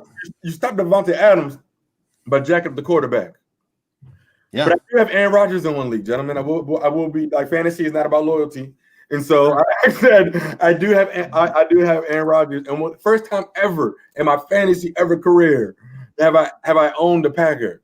And so ever, I was like, all right, man. I don't know. I don't like to pick them either, Gaines. I'm there with you. I don't like to take Packers players, but I would love to have Devontae Adams on my team. And guys, we're after talking through all this, let's get to our plus matchups of the week, Tooch. Yeah. Let's talk a little bit about QBs. I'll start off with QBs. Of course, you got David Carr going against the Falcons. Or his brother, Derek. I always say David. I don't know why. It's because I watched him when he first started. Both Carrs, actually. But Derek going against the Falcons, and they can't stop anybody. You got Carson Wentz against the Seahawks. I thought Carson Wentz would have a good game last week. He did not. If he can't have one against the Seahawks, I'm not convinced that he can have a good game the rest of the year. Yeah. And Baker Mayfield going against the Jaguars. Baker looks like a man on fire this year, determined, leading that team. Of course, he's got a healthy Nick Chubb back with Kareem Hunt. That's a team that's very dangerous. You got to watch out. And Austin Hooper now acting like their secret weapon. People forget about him. Tua Tagovailoa, which I finally pronounced right, going up against the Jets. Tooch and I talked about it a little bit earlier, though. He is banged up, but I still think he's worthy of a start because anybody starting against the Jets is fantasy gold, in my opinion. Yeah. Is he? But didn't he get pulled for Ryan Fitzpatrick at the end of the last game? He had a thumb injury. He still has that thumb, on his throwing hand. Right. Yeah, and if he doesn't start because of that, then of course Ryan Fitzpatrick would also be a great start here too. And then last but not least, the seasoned veteran Alex Smith versus the Cowboys. Oh, right. Yeah. Yeah. And then Alex Smith going up against the Titans. Or Cowboys. Or that's what I meant. I'm losing my stuff here, boys. But anyway, I still like Alex. Yeah, that's tomorrow. Duh. Yep. Cowboys can't stop anybody. So, gotta love that. Tooch, why don't you take us through some of the running backs? Well, like I said, neither of the teams that are playing the first game tomorrow stop the run. They're the two worst teams against the run, the Texans and the Lions. So the Texans running backs and the Lions running backs have got great matchups tomorrow. And you got the Bears running backs versus the Packers are terrible against the run. But our coach at the Bears doesn't like to run the ball. So I don't know if I could. I mean, Gaines, when was the last time Montgomery had a 100-yard game rushing? I can't remember. I can't remember. I think he had 80. I think he had 80 once. Maybe. Mm-hmm. But I don't know. We just need to win. I don't want to talk about the Bears. And you got the Falcons running backs versus the Raiders and the Vikings running backs versus the Panthers. Those are money games. Money. Mm-hmm. And there's a lot of money at the wide receiver position. Of course, Eagles going against the Seahawks, Tooch. I mean, that's unbelievable. Washington wide receivers, Scary Terry going up against the Cowboys. That's everything you want in fantasy. The Raiders going against the Falcons, as we mentioned earlier. That's money. Even Darren Waller, who we'll probably touch on in just a second. Mm-hmm. The Panthers wide receivers going up against the Vikings. Panthers, it looks like Teddy's probably going to give it a try in this one. I'm curious to see if he lasts the whole game, though, Tooch. That might be interesting. I thought that kid played pretty good, P.J. Walker. P.J. Walker. Yeah. I secretly wanted him. I did, too. I wanted him. I thought he would have been a good insurance policy. As soon as he made himself available. Is McCaffrey coming back this season, fellas? Not this week. Not this week, but I think next week he'll be back. But, man, every time he's played, he's had like 25 points minimum in fantasy week. 25 to 35 points. So, he's fantasy goal when he plays. But Saquon Barkley and Christian McCaffrey this season have just been, the first two picks of the draft have been the biggest busts. Destruction. It's amazing. And then last but not least, at wide receivers, of course, you got the Dolphins wideouts going against the Jets. Devontae Parker. Yeah, you got to love Devontae Parker this week. Love that matchup. Yep. And Tooch, why don't you close us out with the tight end plus matchup? You got Raiders tight ends, Waller versus the Falcons. You mentioned Austin Hooper. He's got a great matchup versus the Jaguars. Dolphins tight ends versus the Jets, man. Gesicki had a good matchup last week, didn't do much. And then Jets tight ends versus the Browns, but I don't think we've heard mention of a Jets tight end all season. So, and then Jets players. Yeah, Chargers tight ends versus the Bills. I'll tell you that Hunter Henry had a big game last week, so he's hot. He could be a league winner this year. He really can. Yeah, yep. He always gets hot towards the end of the year, which is amazing with Hunter Henry. Right, great story. And Gaines, we're going to probably toss you into the fire here a little bit because Tooch and I are going into our starts and sits of the week. The streamers of the week. Streamers of the week. And, if you can think of them on the fly while we're going, that'll be awesome. And we'll just kind of go from there. But Tooch, last week at quarterback, my start of the week was Carson Wentz versus the Browns. He took a dump. He had a great matchup, too. It's like just can't get it going. And you had Big Ben last week against the Jags. He had a great matchup, too. Didn't do much either. But this week we're going to change the tide, too. Who do you have in your start of the week at quarterback?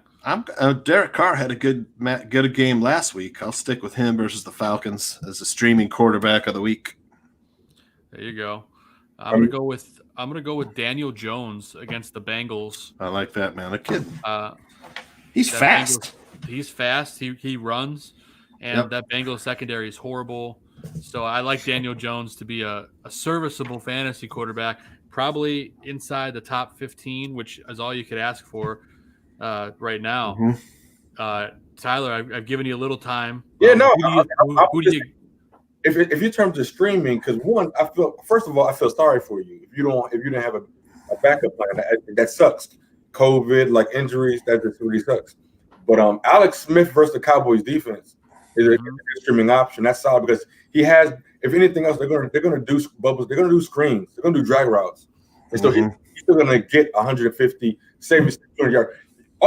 This is playoff time. This is like, ladies and gentlemen. We're just trying to get some W's real quick to finish the season. So if your quarterback position, if you can get at least 15 points, you see what I'm saying? Let's just make this simple. Yeah. This is a math game. You want 15 points from everybody. If you can get that, you'd be a good chance of winning. There you go. And so you just want to make sure all your positions are filled. And so all of these guys, the Dolphins quarterbacks can get you that. Mm-hmm. Even Andy Dalton might be able to get you 15 points. And so sorry to go. That was another one. Andy had 20 points last week. Now, Gaines, we asked Adam Rank who he thought would win the NFC East. So we got to ask you which team. They're all 3-7 or 3-6. Man, it give the Bears hope. The Bears fans no, we can't be that bad. It was the Bears it could be worse. Mm-hmm. But man, who's gonna win it? I mean, I don't know. I don't know. It looks like the Eagles don't want to win it. And but what a story would be for the Redskins. You would think if Saquon Barkley, look at what a difference Saquon Barkley makes to the Giants. Such a huge difference.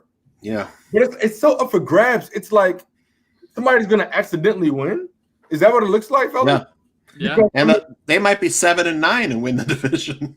But this is not new. This is the NFC East. It's always been like this. Yeah, it's always been like that. It's always been like this, but every single year the Cowboys get to go to the Super Bowl or whatever. Yeah. And Aaron Curran, your guy.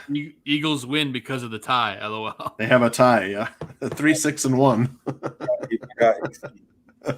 Hey, I'm going against AC. I'm going against AC in the barroom league. It's a big matchup. Big matchup. I need AC to pull through for me this week. Because Gaines laid the smackdown on me last week. He laid the smackdown on me in this past week in the other league. It's 170-90. Only because I watched this show. He was the high score and I was the low score of the week. Did you hear that, Tooch? If you're not watching this show, then it's your fault. Okay, you plug it in. I'm able. Look how I sit back and I watch these guys. You all just school the media. You giving them all of our fantasy secrets. I'm like, man, y'all telling them everything. I'm like, don't tell them. No. But then I get to learn from you guys as well, and that's the beauty of Tooch and the Goon. Man, I tell you, you guys are really putting out really great content to help people. If you're willing to slow down and listen, and so. But I was able because we were able to turn things around. I mean, you guys saw even in Barroom League. I think I was below 500 at one point. Yeah. And so, but you guys are always giving out the great takes with the starts and the sits, man. And so it really just makes sense. And so you don't got to reinvent the wheel and watch football. There you go, man. And speaking of those starts and sits, now let's get to our running back starts of the week, Tooch. Last week, we both hit it out of the park. I took Kalen Ballage versus the Jets. Yep. He went off. And you had finished Mike number Davis 16 overall running back. Yep, Mike Davis finished number 11 overall. 2 hits for those guys. This week, Joe, you've got Salvon Ahmed versus the Jets. Yeah, as long as he plays. I know he's banged up, but if he gets the start, he gets a bell cow role. Myles Gaskins still on IR. I don't think anyone's challenging Ahmed for carries. I know Breida's back, but he's not doing anything. Ahmed's the guy that you want, and I think he's going to have a huge week. I picked him up and I got him I think two or three leagues. And so, but like I said, it's like, man, Joe's like, do you want to trust the new guy at this time? It's like, man, one goose egg. Everybody around this time is like, it's just you don't want a dud. Like anything below 10 points is going to suck. But like you said, he's a starter. He's a starter, so at the end of the day, as long as he's going to get those repetitions. Yeah, all the touches. That's right. Guys, I got a running back for you, though. Damian Harris. Love it. On the Patriots, he's been one of my sneaky sleepers that just took opportunities from guys going on IR. I know Sonny Michel. Good game last week. Yep. Super clutch. In the direction. Love that. And I like DeAndre Swift if he comes back versus the Texans. You gotta love that matchup. So if he plays, so watch that injury report. He's got coming out of the concussion protocol. That's right, and we'll see what happens. Big fun game tomorrow on Thanksgiving between those teams. But let's go over to wide receiver start of the week, Tooch. Last week I had Jacoby Myers versus Houston. He fell off the face of the map. Didn't have much of a game at all, so that was a miss on my part. But Tooch, you hit it last week. Yeah, I talked about it. CeeDee Lamb versus the Vikings. I like that matchup with him in the slot versus the Vikings cornerbacks, and that was a hit. CeeDee Lamb finished in the top 20, I think. So yeah, the Cowboys receivers have been. Yeah, he was number 20. So it's Cowboys wide receivers lately. I mean, once Dak went down, you couldn't count on those guys. I mean, when Dak was playing, Amari Cooper, CeeDee Lamb were money, now, and then Andy Dalton was out for a while. He just couldn't do anything with those guys. So it's good that maybe they're back now, Yeah. And then for this week, Tooch, for my wide receiver start of the week, I'm going to go with Michael Pittman Jr. going against the Titans. Kid showed up big time last week. They're using him a lot. He's just getting better and better every single week. Rivers keeps looking his way, and the Titans secondary is horrible. Look for Pittman to have a big week. Tooch, who's your start of the week? Well, I'm going to go with the guy that's been slumping lately, but he's got a great matchup versus the Seahawks. I'm going to take Travis Fulgham. And if the Eagles fall behind at Seahawks, I think Carson Wentz is going to have to throw. I mean, it's a tough – they're good against the run. So hopefully, the wide receivers on the Eagles, get catchable balls from Wentz this weekend. So in Gaines, who do you got a wide receiver start for the week? A wide receiver start for me. I mean, I actually for me is I want to stay a sneaky. It's like between one or two. It's one guy. I don't know if he's the must start of the week for me, but like a guy that I've been waiting to see if he's going to stay consistent has been Corey Davis on the Tennessee Titans. He's just been, even though it's no matter the style of defense, he's been productive. Like just like the last 3 weeks, I want to say solid. Last 2 weeks solid, and like Tannehill is going to him, and it's all about the repetitions, and he's catching the ball. And so he's just one of those guys for me. I'm like, especially with Thielen, you got Thielen. I'm missing this week. I believe he's going to be out for COVID. And so we talk about a guy trying to fill. I mean, Diggs coming back from the bye week. Corey Davis was probably out there in some leagues. The people got noticed a couple weeks ago. That's where I'm thinking that, Joe. Yeah, and Cooper Kupp. I love it. And Cooper Kupp. Man. And Cooper Kupp was money for me last week. Love him. Cooper Kupp, Joe, gobble gobble. Gobble gobble. He's getting fed. Well, Corey Davis, 5 catches, 113 yards last week. Man, and the Rams, Woods and Kupp, 28 targets between just those two guys. Both those guys, played great on Monday night. That's right. And let's move on to tight end, Tooch. Tight end, as we've talked about all year, is a wasteland for fantasy. Yeah, it's tough. Although last week I had Hunter Henry versus the Jets, and that was a big hit for me. He went off. Yep. And Tooch, you had a good matchup with Logan Thomas versus the Bengals last week, but he couldn't capitalize. He was invisible. Just had some targets, couldn't do anything with them. Well, this week we're going to turn the page, and we're going to both nail it on our tight end picks. I'm going to go with Austin Hooper this week versus the Jaguars, Tooch. I just like the way they're involving him, and he's slowly getting better, and that's what you look for. My stream's going to be Jordan Akins. I like this kid, man. He's with those two Cobb and Stills out for the Texans. This athletic tight end, in the middle of the field against the Lions. It's a guy you could pick up off waivers right now and plug him in if you're looking for a tight end. Love it. Gaines, you got a tight end? I do, man. I really do. And this is going to catch people off guard. And but it might not surprise everybody.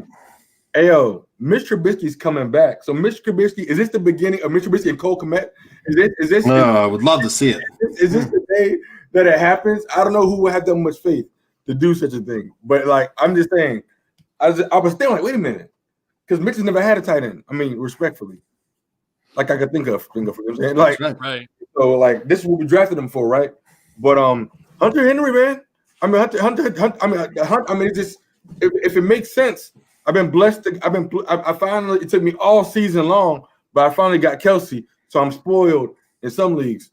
But Hunter, and then but I was counting on Miami's deep tight ends, and so he's kind of spotty with the with repetitions. Yeah. And so, but Hunter Henry, Hubert just gets numbers, man. It's a numbers game. Yep. 7 targets, had 4 catches, 48 yards, and a touchdown for Henry. Jordan Akins, 5 catches, 6 targets, 83 yards on 5 catches, 16.6 yards per catch for a tight end. Pretty good. And then Gaines guy, Hunter Henry was Joe's. I had him last week. Yeah, Gaines played this week. Hunter Henry, 4 catches, 48 yards, and the touchdown.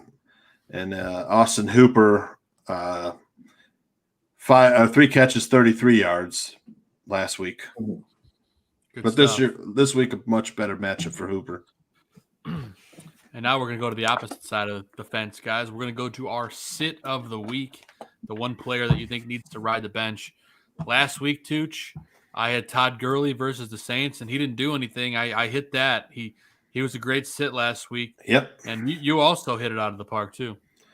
Had Ronald Jones against the Rams. He finished number 57 overall. Todd Gurley finished number 45 overall for running backs. Gurley, 3.9 points. Jones, 2.4 points. So if you listen to us and sat those guys, you were happy. Right before this week, I traded Gurley to Spaceball for Robert Woods. Wow, man, what a great trade! He just loves to trade. He does. He's having withdrawals. I know. Whenever Spaceball drops a guy, I try to find a gif of the guy going, "Damn it, why'd you let me go?"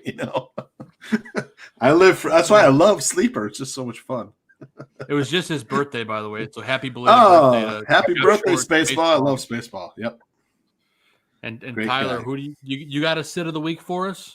I mean, a guy who's consistently been on my bench who I just can't seem to trust, and just for me has been Devin Singletary. For the Buffalo Bills, who started off very physical. This physical back, I thought he was going to be our RB1 for sure. Yeah. I haven't started him in maybe 3 or 4 weeks. So definitely Just one of those guys I try to stay away from. That's a great call. Yeah, I mean, Josh Allen just doesn't like to dump the ball off to his running backs. He'll run it himself, or look for the big play downfield. So, I mean, those guys just don't get a lot of targets, the running backs. I mean, Zach Moss, probably the better option for receiving. But Devin Singletary was on one of my fantasy teams last year. He was pretty good. Yeah. But well, Tooch, who's your sit of the week this week? Well, we're going head-to-head on sits, Joe. I'll take Lamar Jackson versus the Steelers. Lamar Jackson he's had some tough matchups. But like we were talking earlier, rest of the season, he's got some great matchups. Yeah, he does. And I'm taking the opposite side. I'm taking Big Ben against the Ravens. I don't think it's going to be a high-scoring game at all. Yeah. I think they're going to be running the ball. I think James Conner. I just think it's going to be one of those battles. Especially with all the COVID stuff going on, if they even play the game. So, Joe, you're taking the under? Is that what you're saying? Yes. I would take the under too, but I mean, it's game low though. It's low for that game. Is it? I could see it being a low scoring game. Then the Steelers just hit a couple plays and that's it. The Steelers just seem to always get 21 points by accident. Yeah.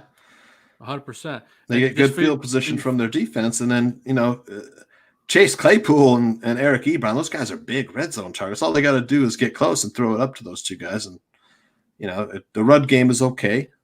And then you've got some good other wide receivers like Smith-Schuster and Johnson. They're able to move the chains. Yeah, the over/under set for that game is 45, gents. It's low. Yep.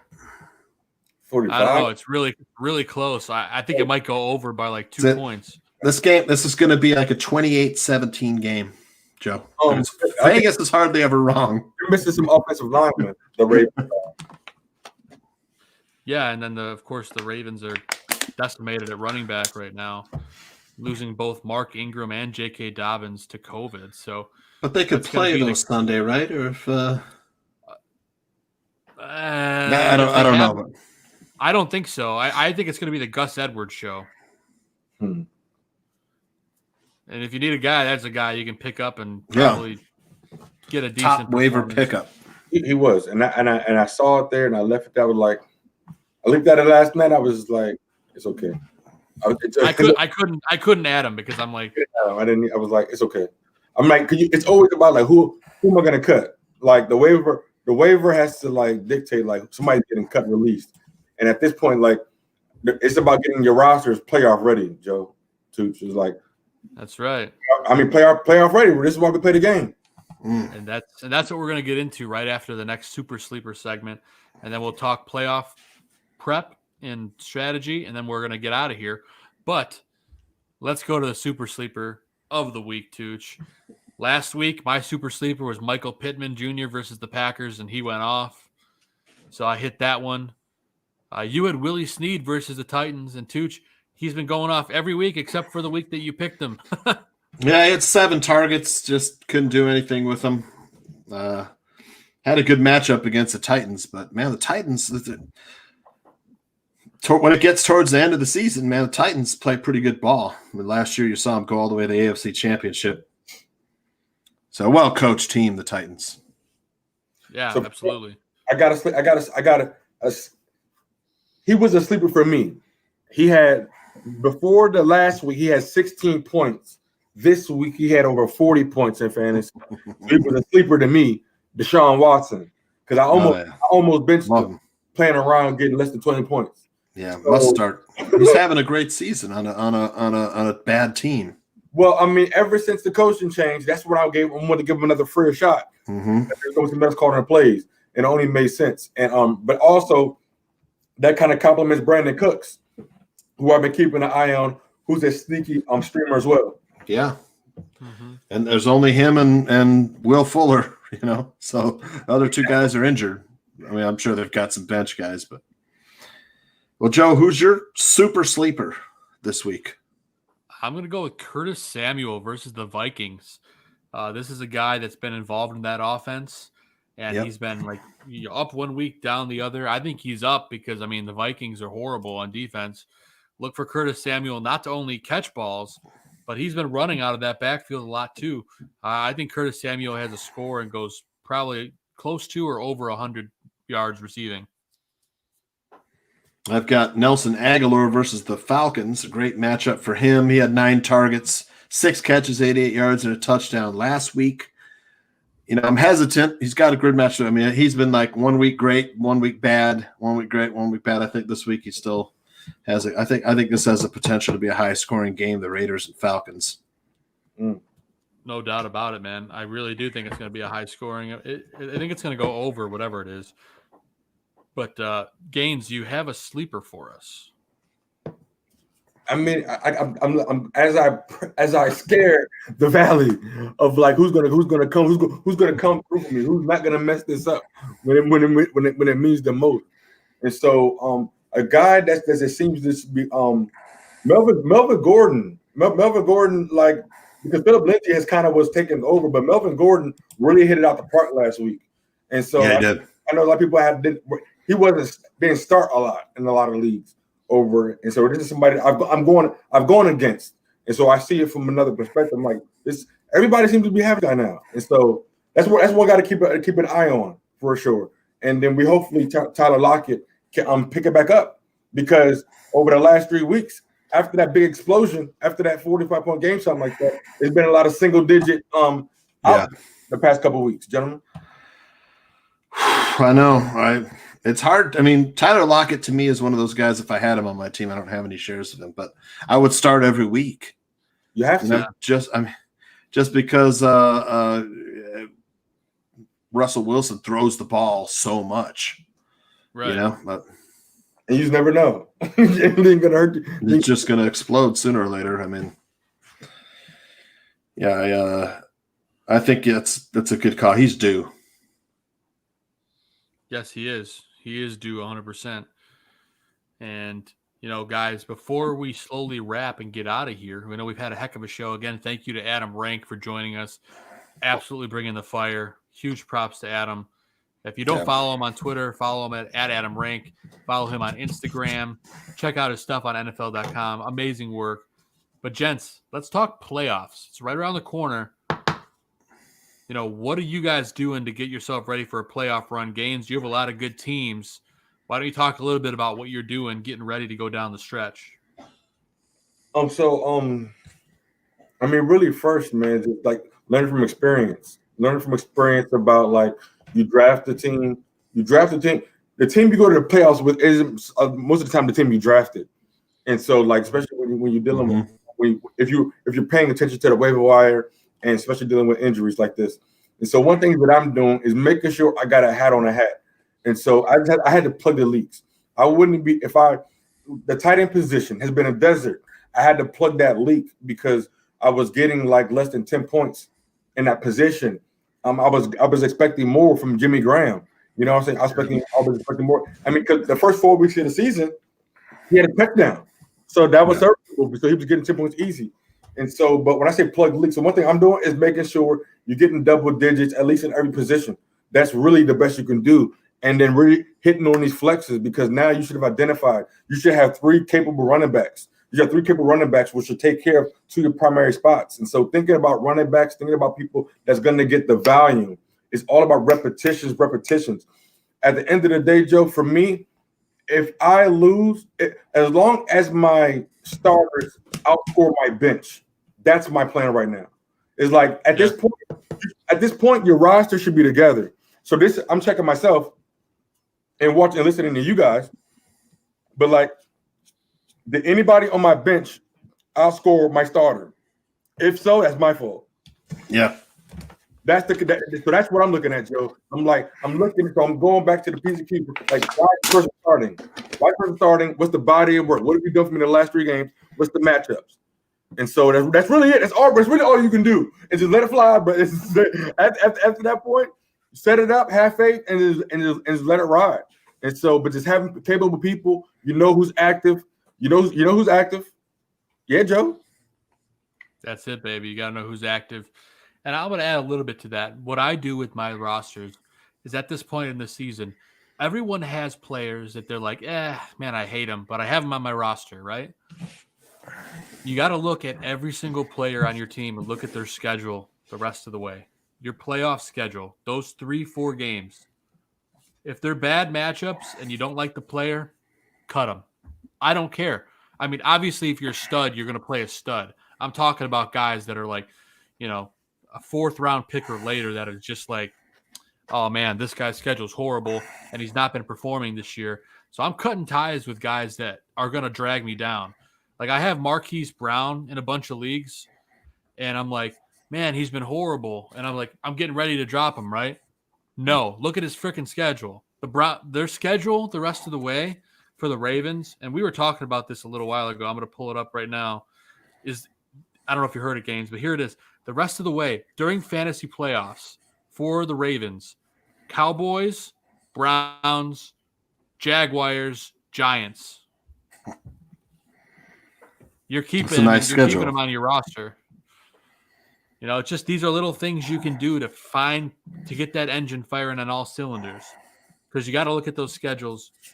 It makes a huge difference, especially when it comes to playoff time.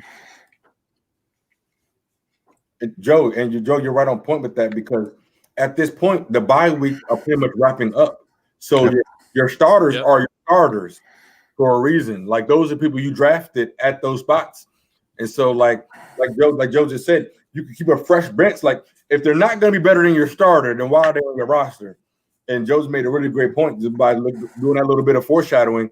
Yeah, because I had to do that. I cut loose Adrian Peterson and a couple of these people some weeks ago, because I knew I wasn't going to put you in over my starter. And for some people, he's got to just like let go. Jimmy Graham never started over Kelsey.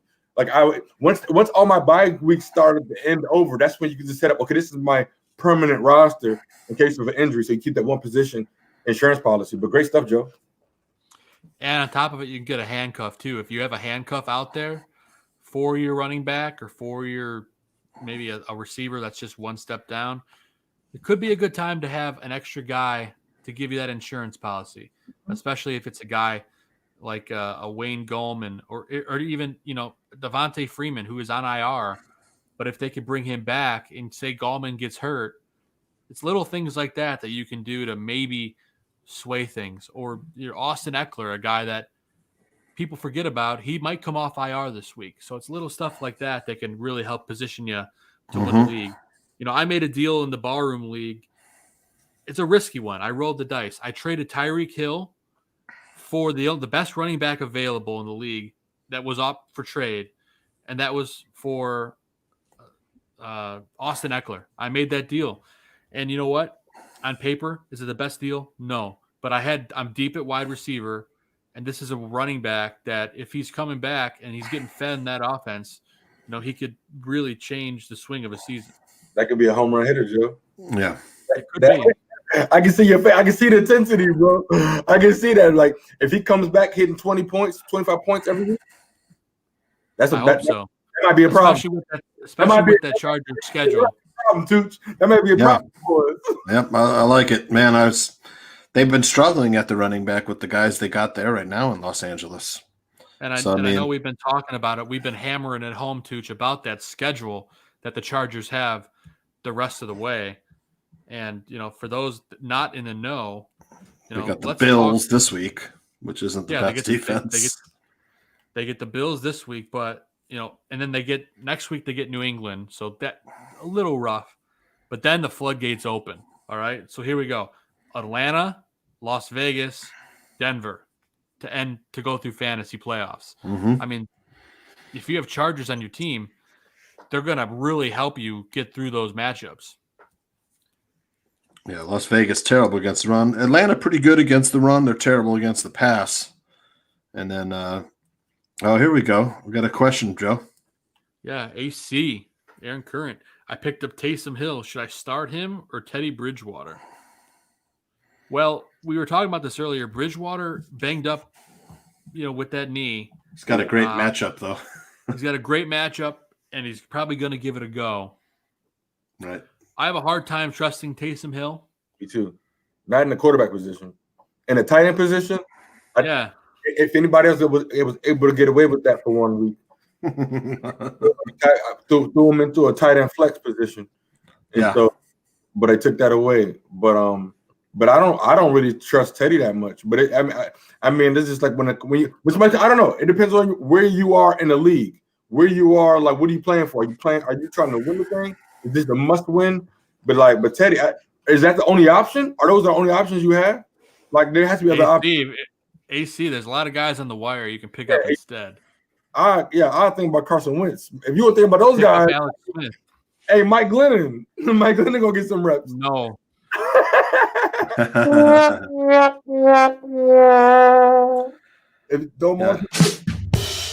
Taysom Hill on the road against the Broncos. You know, the Vic Fangio was pretty good, you know, disguising the blitz. And you got Teddy versus the Vikings, but Teddy's got that knee. I don't know. I might go Hill. Hill having Kamara to receive the passes makes Hill dangerous because all he has to do is flip it 1 yard, and Kamara can take it for 85 or 40. And so, yeah. And then Hill, like the AC said, Hill had 2 rushing TDs yesterday.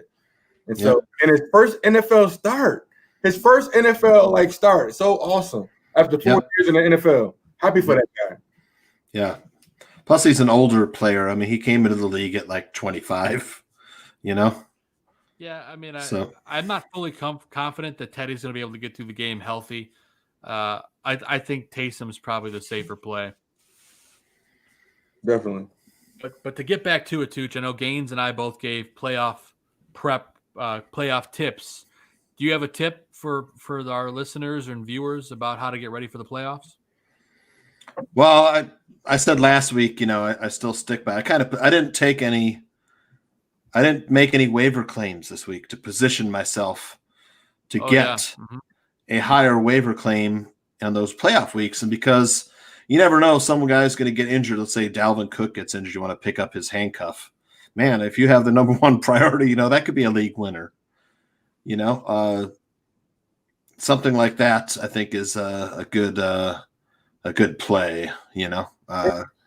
Picking up that waiver claim on the last, you know, or first week of playoffs, you know, let's say Kamara goes down, you pick up Latavius Murray. That's a perfect example. You know, you have the number one waiver wire priority. Yep. So that can be valuable. Yeah. And let's see. Oh, we got and Tooch is so right about that because I used that exact strategy to get Hamed. And there you go. See, in both Barroom and Goon League.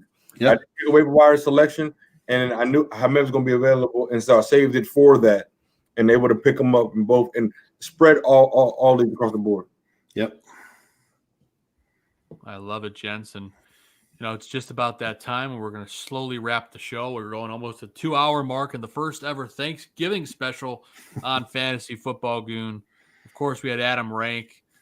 Huge thanks to him for joining us from the NFL Network. Oh, man. Our boy, Tyler Ellis, the Gaines Report. Thanks for coming on. Appreciate you swinging by, man. Talk fantasy and filling in for Tooch on Sunday. It's going to be fun. Yep. Sunday and Tuesday, if I don't have a good signal at the hotel in Cancun, Tyler, maybe you're available on Tuesday too. Let's talk about it. All right. Yeah. We'll see. We'll see what happens. We put Tyler on the spot there with that one, but he's definitely in for Sunday. So huge thanks to Tyler Ellis for that. Tooch, I got to give a huge thank you to you, my brother, for not only doing the show with me all the time, for helping with the awesome graphics, whether it's this awesome Adam Rank promo that you put together or the Gravy Games logo for Thanksgiving. You know, really, really, really appreciate you, brother, and the great talent that you bring to the table. Is Tyler going to be cooking tomorrow? No. I mean, nah. That's not. I stay in my lane. Like, I know what I'm good at. So I know I'm good at. But I have everything is prepared. Everything is here, and then I may assist in a dessert or two. Oh, very nice. Yeah. There you go. That will be great. So, excellent. There's going to be gains in different ways tomorrow, right, Tyler? Definitely. You already know, brother. My entire day is probably cooking. You'll be cooking tomorrow? Yeah, I've got everything. I've already started prepping and all that stuff. So, but my wife is working tonight, so it'll be just me. She'll be sleeping tomorrow, and then she'll wake up. I'll have, she could probably pitch in around 3:00. You take it, help me get through the home stretch. Man, that's what makes you awesome, bro. I got my turkey's brining. I was telling Joe he's in a 5-gallon bucket coated with all my brine, and it's been poked and injected, and he's going in the oven. It's gonna get crispy in the oven. The Tooch is the real deal, man. You gotta watch out for him. And also, before we get out, I gotta make sure I thank Aldo Gandia, the barkeeper, for everything he helped us with. Yep. He helped us with this background. He was fortunate enough to be able to help us with this awesome Adam Rank background and all the fun stuff that you see here on a weekly basis. Aldo helps out. Really appreciate him, as always, letting us do the show. Of course, helping us get a guy like Adam Rank. Love that. And, of course, we got to go through and thank everyone that was in the chat, because that's what we do every single week. It's Swinky to start the show. Evan Peckman, Aldo Barkeeper, of course, Adam Shawm, Kyle Voivodis, Ron Ruppnow, Trey S., Rockout, Austin Hill. Of course, we had Chris Gonzalez, AC. My mom, Bernie D'Amico LaPapa, my stepmom, Margita Mandel, Ron Ruppnow, Chris Gonzalez, I said that already, Mike Ross, Dominic Venanziano, Dave Riley, of course, my neighbor, Aaron Curran, of course, who's been hanging out with us. David Earls, and last but not least, Nino Hernandez, who left a couple great comments here in the chat. It's been a great night having everyone around here. Oh, we actually got a question for you, Tooch, in the chat. Oh, all right. Well, I've got a smoker, Dave, but I'm just going to do him in the oven, roasted. I've got him brine. He's brining in cranberry, pineapple juice, soy sauce, and a little chipotle puree that he's been injected, and then I'll roast him, and then cover him with tantum and foil for 3 hours, and then pull that foil off and rub him with jalapeno apple jelly and crisp up that skin, and that's it. See, that's what's up, too. That'll be good. I stay in my lane in terms of when it's summertime, when it's time to grill. That's me. That's where I'm at. Oh yeah, the apron and everything. Every weekend for me, smoking or grilling. I mean, yeah, brother, man. You bro. Have to. Game. The smoker out in the back, man. I'm smoking everything in there. I put sweet potatoes in there, vegetables. There you go, baby. Chicken breasts, chicken legs, chicken wings, pork loin, ribs. I have to find some way to get y'all a sample of my mother's macaroni and cheese. Oh, love macaroni and cheese is the best. I have to make macaroni and cheese tomorrow because I've got toddlers, so it's like all they eat. The macaroni and cheese is like one of those clutch items of Thanksgiving, and it's like you got to just like comfort. You got to. I saw this one meme. It was like to make macaroni and cheese for everybody, you need at least 13 years of experience. And 5 references. I'm like, that's right. You got to do it right. It's so, man, my mom, Miss Trudy Jones, man. Thanksgiving to you guys family. And this is all. Too, man. First of all, thank you guys for even having me on. Appreciate it. Thanks for coming on. That was dope, Joe, and everything too. Yeah, bro. Yeah. I mean, you guys have been calling it, hitting on the nail all season long. And so, I mean, appreciate that, man. It is what it is, man. And so. Grateful for all the families and friends, Barroom Network, man. Yep. Happy holidays, man. Happy Thanksgiving to all the barflies. Always. Good luck this weekend in your games. It's going to be good, man. Last couple of years I've nailed that turkey. It's perfect, juicy. Right on. I got one of those digital thermometer probes I've been using. Just nails it. And, of course, I got to also thank my dad, Bob Mandel, for tuning in as well. Everyone else that was in the chat, that if I forgot you, we appreciate you more than you'll ever know. Make sure you guys head over to bearsbarroom.com. You can click on the link to go to the swag shop, and you can buy some awesome swag and support all of us here. You can get yourself a Fantasy Football Goon shirt. You can get a Barfly Tailgate shirt, support those guys. A Bear Football shirt. Tyler, of course, on the Bear Football post-game show. Buffone 55. You can get anything. Grobstein Schuster Zone, Sharpshooters, you name it. You can get some swag and help support this network and all the shows. So we do appreciate if you go check that out. Some good stuff. We got a lot. There's a lot of fun stuff.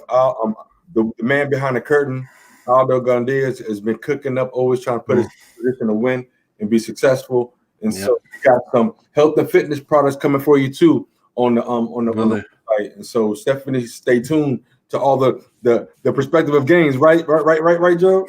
Perspective of gains, man. There's some exciting stuff coming. We'll leave it and get a little. We'll call that a tease. There you go. The perspective of gains is definitely something to keep an eye on.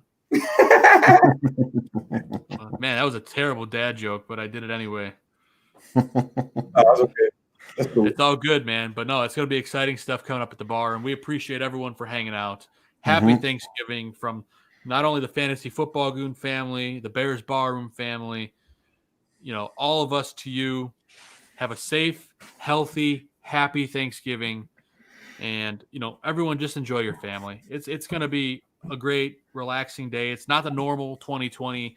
I'm sorry, it is the normal 2020. It's not a normal Thanksgiving by any means, but everyone stay safe, stay healthy.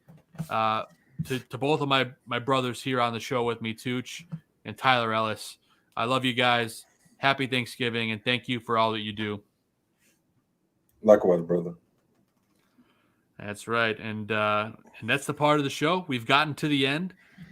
We had Adam Rank. A huge thank you again for him for giving us so much of his time, over 45 minutes. That's huge. Anyway, Adam's awesome. A busy guy, so we appreciate him. And everyone else that tuned in, Tyler Ellis, Aldo Gandia, John Santucci, and everyone else. God bless America. God bless football. And let's go get some fantasy victories. What do you say, gentlemen? Let's do it. Anytime. Let's do it. And Tyler and I are going to see you on Sunday morning, 10:30 a.m. Central, 11:30 Central East, 11:30 a.m. Eastern, And we're going to be talking pregame with inactives, starts and sits, all that fun stuff. It's going to be great. We'll see you guys then. Have a happy and healthy Thanksgiving. And let's go watch some football tomorrow and eat some food. It's going to be great. Adios.